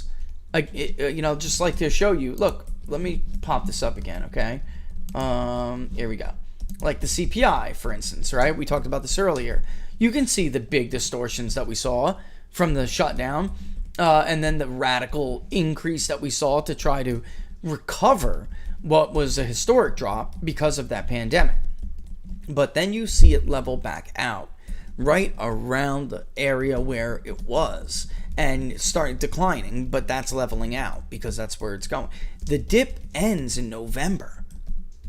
It ends in November and again begins to skyrocket, and that's the problem. And then you end, which you can't really see here for some reason, then you end with that 0.8 of a percentage point spike. This is actually worse than the chart suggests, in truth, which, yeah, you can't. So this is what I see across the board when I look at all these indicators. So I can't, like I said, I can't let him off the hook because it's on him. Chart after chart, month after month, day after day, we've been showing the same things. And I only, with the rest of what we see, the small business optimism index, I only pray that that stops and stays in at least the mid to upper 90s. I don't expect it to do anything much different than what we saw under Obama. I'm just hoping it's not worse, right? Yeah. But it is not being a pro-Trumper to simply point out that I don't believe any of this was baked into the cake. That had Donald Trump still been president, the small business optimism index right now would probably be at 104, 103 and a half, right?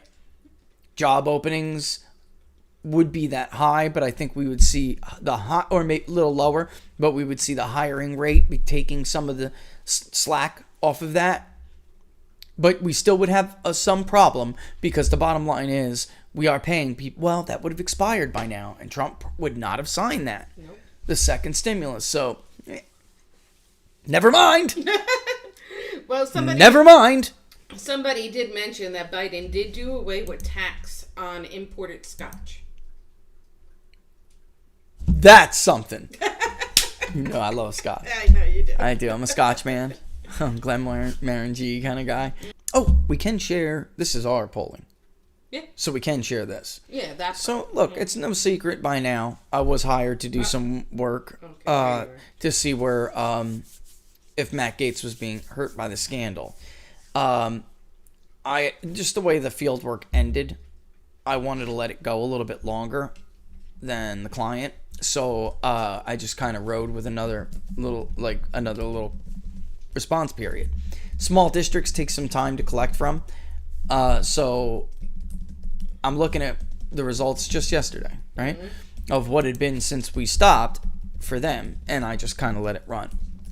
It is a very Republican district, all right? And by very, I mean it's like 50-something% conservative, 52% Republican, 21% Democrat. The rest is independent. The raw is only 39% Republican and 32% Democratic. So just keep that in mind because I haven't weighted it yet. All right? Independents are about 24% and something else is about 5%. It's 37 roughly percent conservative, 42% moderate, 21.3% liberal, and it skews female by about 8 or so points. Okay? And a little bit too African American. Age looks good. Education actually looks pretty good as far as the raw goes. But without a doubt, race would change because we don't weight by party. But race and area, rural, suburban, that would change the makeup party-wise. So, I'm off the top of my head here. But it would probably end up, when I weighted it, it would probably end up being like 48% Republican. Still a little bit too less Republican. All right?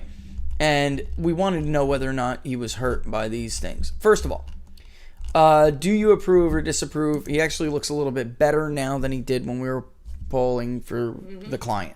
All right? So it looks like Gaetz is probably at around, weighted-wise, probably at around 55% approval. All right? Disapprove is now, it's fallen quite a bit. I mean, so in the Raw, which is way more liberal, his disapproval rating's only 29%. Which I bodes can't well believe for him. that. I mean, I'm believing it because that's what they're telling me. That's what the number says.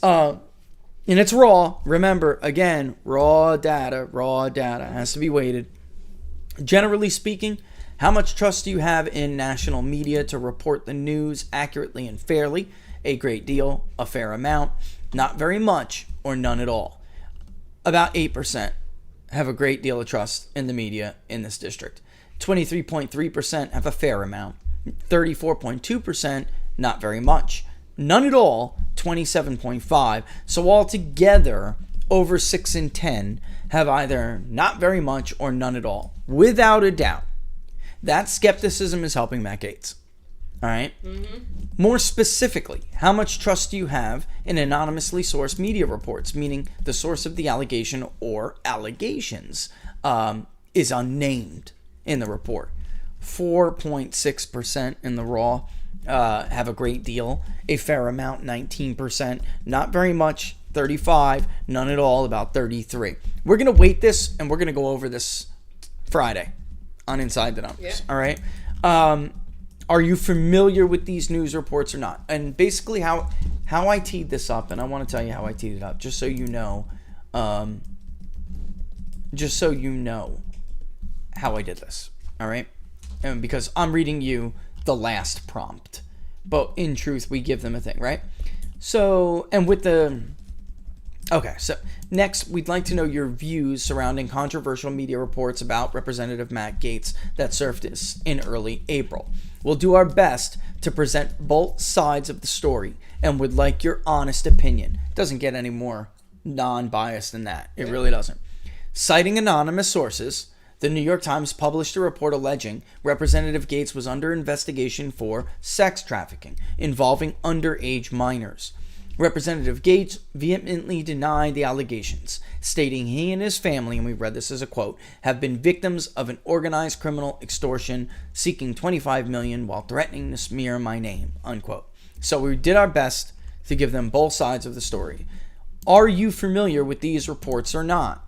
Now, this has gone up since we last polled this. Mm-hmm. Now, about 60% of voters in the district are familiar.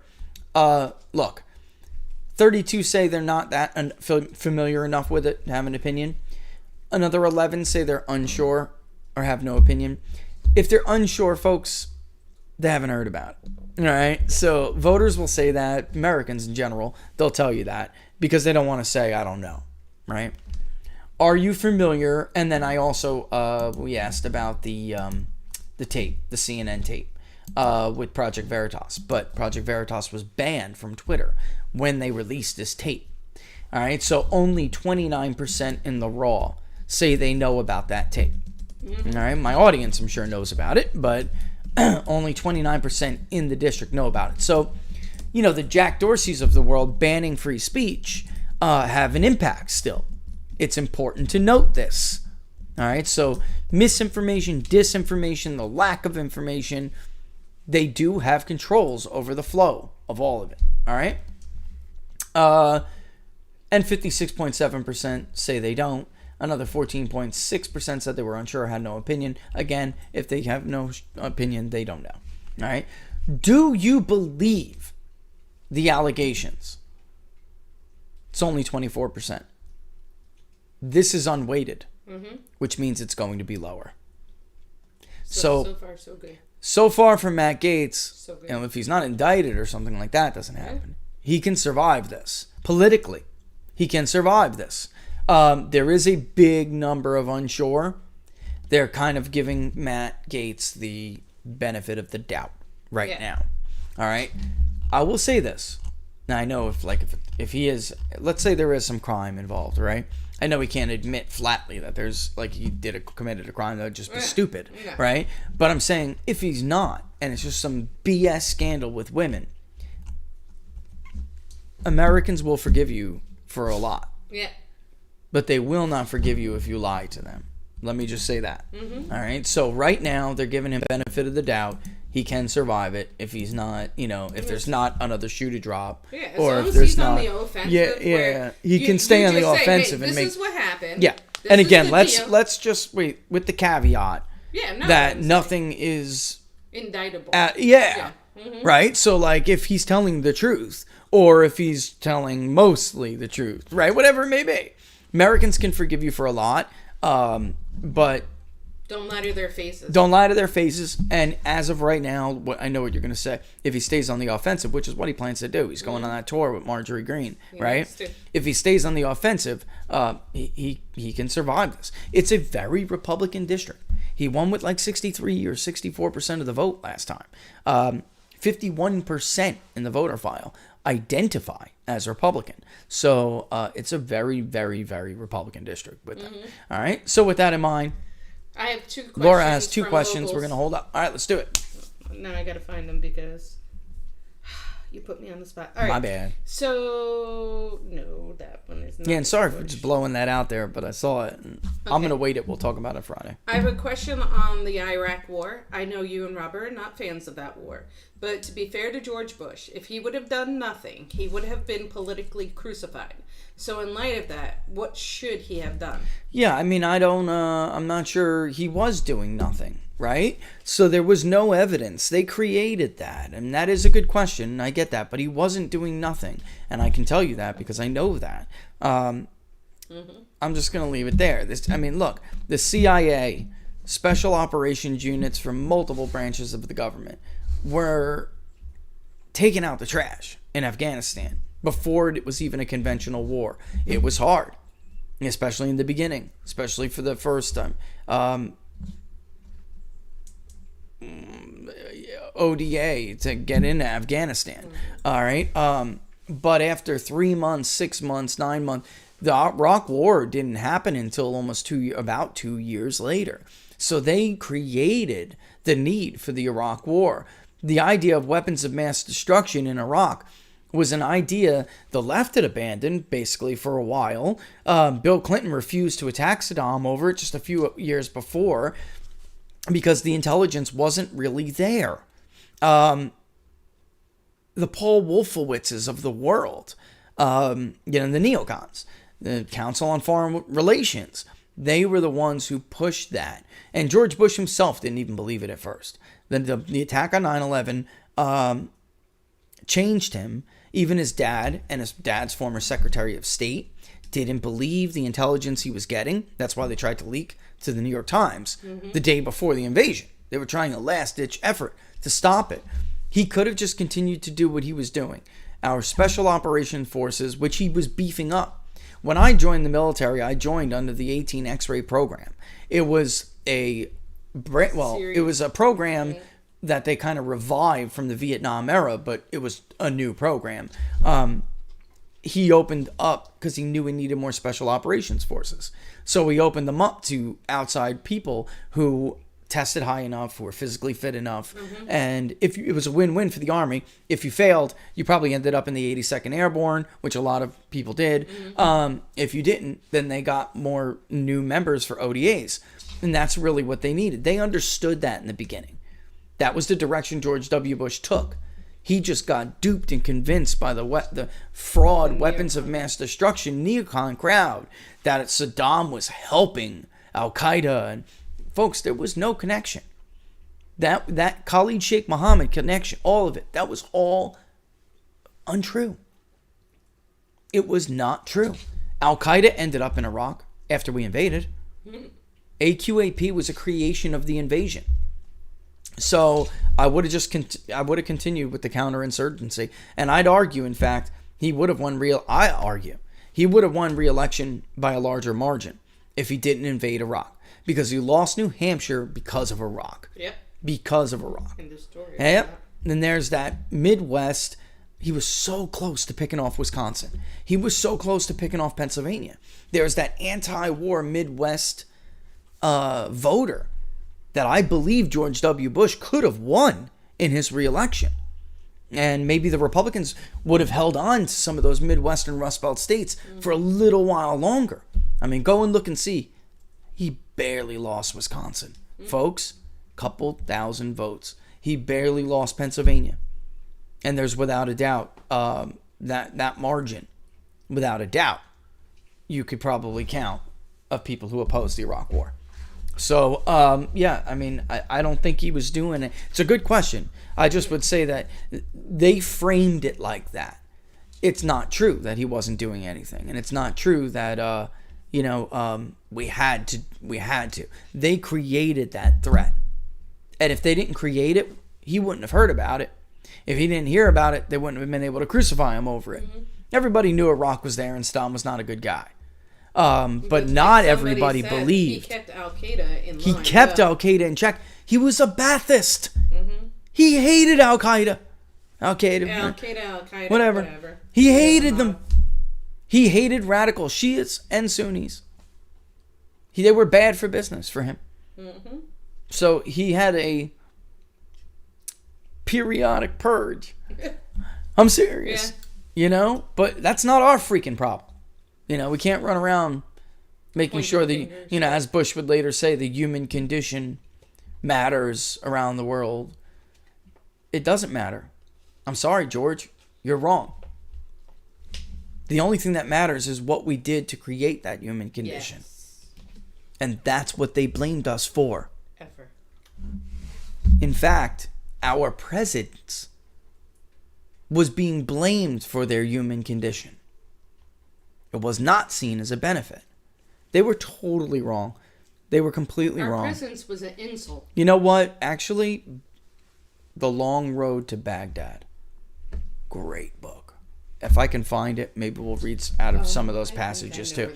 I just think it's important for everybody to understand that all of these virtuous, two-faced pieces of garbage that we're seeing return now, to attack Trump, they had wanted war with Iraq, total war. They had wanted war with Iraq long before George got duped. Mm-hmm. You got duped, Georgie. You got duped by guys who predated you. Even your own daddy said you got duped. Mm-hmm. All right? And he did. Yeah, he said his daddy didn't let him those are the same people that tried to get his daddy to go all the way.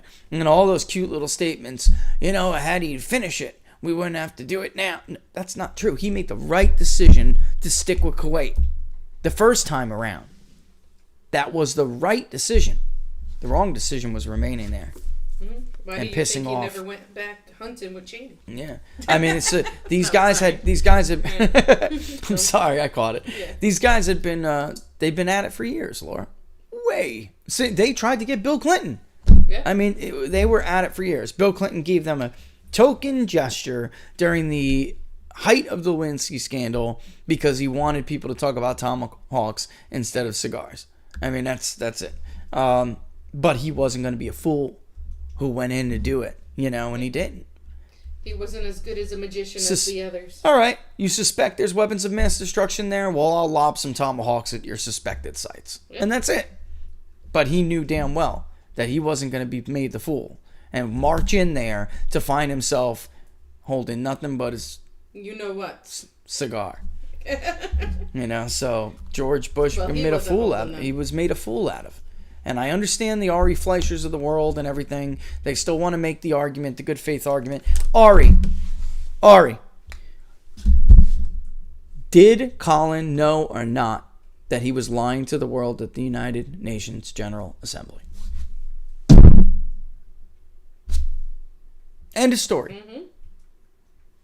Did he or did he not know at the time he made that speech that what he was telling the world was in fact not true? So while I get you want to defend your former boss, and even I say, right, and I've said, you know this, by the time it makes it to the president, a lot of things can get really muddled up. Yeah. It's entirely possible that George W. Bush believed faulty intelligence. And that, but it doesn't take away the fact that others lied and knew they were lying. So you may be able to take the pressure off of Bush himself. And I'm not so sure you can't take responsibility because he is the leader. Then he was right. It still doesn't bode well for him. Nothing is flattering here. Mm-hmm. There is no way to flatter your former boss and still be faithful to the truth. They lied. Mm-hmm. And it's even worse than that. Those who didn't believe their lie at that speech were being spied on by the US and British governments because they knew that if they needed member votes from the UN, they would get some dirt on them.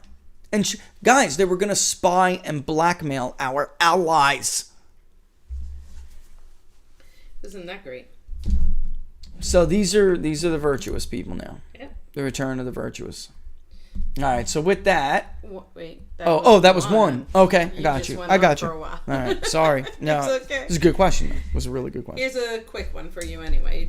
Vince wants to know, did anyone ask Rich his thoughts on Young Kim's chances in VA? Young Kim is. You're not talking about the congresswoman from California. You sure you read that right? Yeah, Young. I think Look, I said it I right. think that yeah. Hold on one second. I think you're talking about Glenn Youngkin. I thought you said Young Kim. No. Oh, Young I'm Kim. sorry. All right. Come on I'm now. like Come on, Young man. Kim is a congresswoman in California. I'm like, no. I'm like, Glenn. I don't ever want to tell people not killing me, to Swells. I don't ever want to tell people not to Have hope. yes. And but the fact of the matter is the Republican Party in Virginia has been in disarray for a very long time. It is still in complete disarray. Virginia would have to be all political stars would have to align. An 8-point state is not insurmountable. It's just difficult. So the difference between Bob McDonald's double-digit blowout was that something happened in between, and that was demographic changes that really took root over time. And yeah, it did. You can, when you're growing government that fast and the public sector unions that fast and you're importing immigration that fast, because a lot of people like to blame the government. It's not. Immigration was a bigger impact on Virginia. And migration.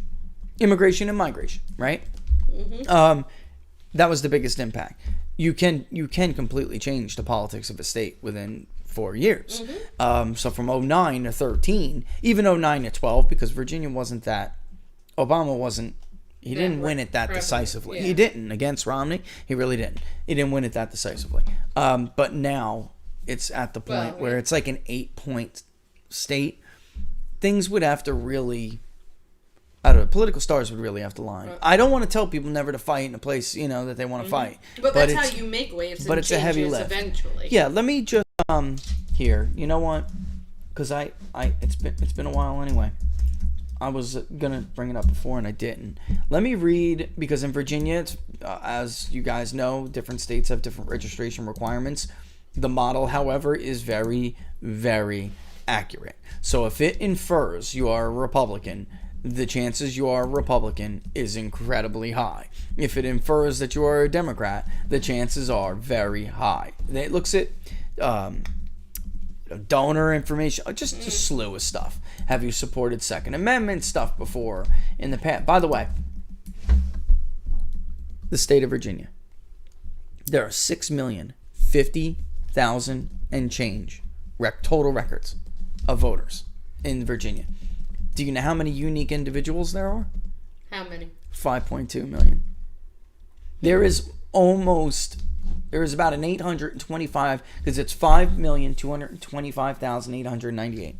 There is almost an 825,000 difference between actual records that are still on the rolls and unique individuals. Yes. What does that mean, folks? There are a lot of movers. There are a lot of dead. There are a lot of movers. I mean, there are a lot of people, maiden names. Yeah. There are a lot of non-unique individuals. All right, but let's run this report. And over time, Virginia used to be a very, very close state, actually. But during the period of 16 to 19, that independent number bloated so much. All right. Actually, guess what, guys? It's gotten closer. I kid you not. The inference used to be about D+4. It's now about D+1, which is with the addition of new voting attributes, data attributes from the 2016 election. So we're looking at an inferred 1,873,994 in Virginia. We're looking at, for Democrats, yes. We're looking at an inferred 1,819,983. So it's incredible. It's very close when it comes to the inference. Here's the problem. There are 1.5 plus million unknowns, which are independents, third parties. They're very liberal. They're liberal, all right? When it comes to, the $200,000 to $250,000 income, 5% of that. I mean, that's a lot. Look at it, the 100 and up. Yeah. 16%. That's a lot. So you're looking at... Yeah, but you could have the right kind of candidate. There is the right kind of... Yeah, it's possible. Mm-hmm. But look at the single rate now in Virginia. It's 11% higher than it was just 4 years ago. That's definitely a dent in the... Yeah, because single people don't vote Republican, and they vote Democrat by majority, right? Education level, completed college overall, 25%. That's huge. That's big, guys. Known post-grads are at least 6% of that. And only high school people are a little over 17. It's not it's an educated, high income demographic group, and that tells you where are they that are very single. 31.3% now. That's ridiculous. Only 35% are married. That's it. That's insane. So what are they? The one good thing here, 52% Protestant. That's one good thing for Republicans. 13.7% Catholic. But, again... Catholics go wishy-washy. They're wishy-washy. Yeah. And even these Protestants now are wishy-washy because they're like wasps. Mm-hmm. White Anglo-Saxon Protestants. Yeah. That generation, though, that are like almost the very liberal ones. Yes, we're not comparing them to bugs. No. Wasps. White Anglo-Saxon Protestants. But there's a certain generation of these that, you'll think Loudoun County. Think how Loudoun used to be so Republican, and now it's not, right? That's the generational shift we've seen with WASP. It's also just if you live there, you know what I'm talking about. An enormous amount of immigration. And then the Hispanic population has risen considerably. We're only looking at 67% white, this group. So, El Salvador, you take your pick, right? It's difficult demographic group. But it's not impossible. Look, Florida's only 67% white. It's just that the Hispanic population is different. It's more self-made Hispanic, we like to say. Mm-hmm. So then it doesn't matter about their education level, their income level, if you know their education. Yep. So if somebody makes $200,000 or more, but they have some college or less, they vote Republican. As long as they don't get that graduate upper crust, that's when it really starts to slant liberal. Even bachelors are above, I'd say, honestly. But yeah, I would never tell people not to. I would never tell people not to fight for a race that they like, But I just am telling you, it's a tough lift. And on a funny note, we have a STEM PhD male in D.C. seeking a normal, mostly sane, non-urban woman, 25 to 37. That's funny. Maybe we could do the matchmaker segment. Yeah. Descendant, it says, I'm single and a grad conservative.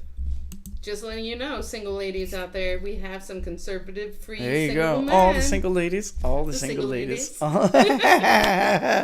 All right, with that, it's 1:30 almost. But you know what? I owed it to you. And let's see what I can work out with Robert. Did. Zoom tomorrow, all right? I'll send out the link for locals, guys. We're going to have a nice Zoom, and girls. We're going to have a nice Zoom meetup Thursday 1 overwhelmingly, actually. Mm-hmm. It's just time was a real factor, so I just chose, what if it was around the same time as the show? How's that? And we'll do that. And we'll see how it goes, and if we like it, if it's successful, and we like it, maybe we'll do it. We'll do it regularly. weekly thing. But yeah, we'll see. It's going to be informal. So if Yeah, you it's hear informal. a baby cooing and It's crying, informal. This that is my more of little like nugget this running is around. this is more for like us going off topic. It's more like personal. a book hangout time. Yeah, it's Like, more personal, and it's for the content that we talk about when we go off topic or when we get more personal or stuff like that. So it's the locals community hangout, man. It's gonna be cool. Come on, man. Come on. And then of course, if you want to be a part of that, sign up for peoplespundit.locals.com and support the public polling project if and when you can. It is May 12th, and that summer is coming up on us quick. All right. So with that, I forget anything? No, I did. Eric announcement. Don is starting a new show with Dave Perkins tomorrow. You should check it out. It'll be Thursday at 5 p.m. and with Don Smith. You see him, you love him on Fridays. He's got a new show with Dave Perkins, and Dave's like a wealth of history. It's gonna be a good one. It really is. What do we got for Eric? 5:30 tomorrow. Hold on, Eric, where are you? Don's at 5. Eric's at 5:30. Yeah, but Eric didn't text me this time. Oh. Eric, you're killing us here. Make it easy on us, buddy. You're Smalls. killing me, Smalls. But check out Don and Dave at 5. Ooh, the Don and Dave. Dave and Don. Oh, I like that. The Play D&D. off of that. Like Barnes and Baris. the B&B, Play off the that. D&D. All right, with that, I'm But kicking rocks. anyway, Eric Hunley is Unstructured at 5:30 every Always a Thursday. great show. So always a good show. Always a great show. Guest too. Great guest, yeah. And great interviewer, by the way. Yeah. Great interview. Talk about a man who does his research before he interviews you. So is Don. You know, Don never. I asked him because he's been doing it so long, and he's a good interviewer. I'm like, you prep for these interviews, Don? You ever prep for them? Because you look like you're flying off the handle with Donald Trump, you know? And he said, I used to, but now I like know what I want to talk about. I know the questions I want to ask, and I just let it roll, let it rip.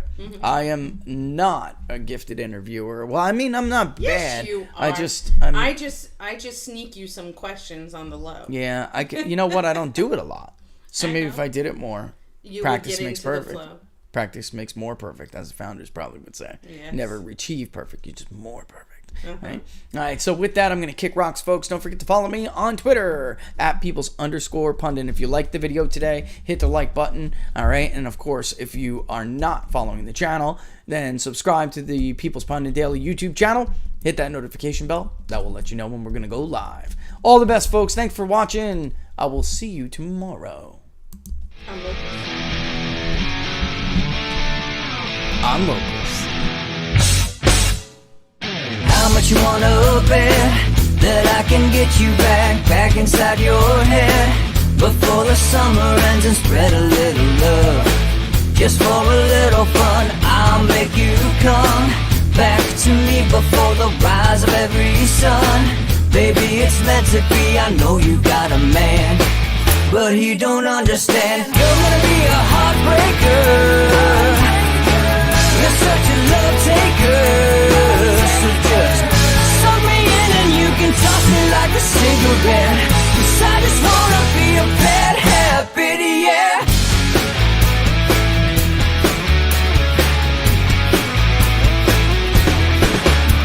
There's rhythm in our love, it's impressive, excessive. You can't make this stuff up. My chest beats, it's restless, wakes the neighbors up above. Yeah, baby, come and show me love. Baby, come and show me love. Because you're gonna be a heartbreaker. You're such a love taker. So just suck me in and you can toss me like a cigarette. 'Cause I just wanna be a bad habit, yeah.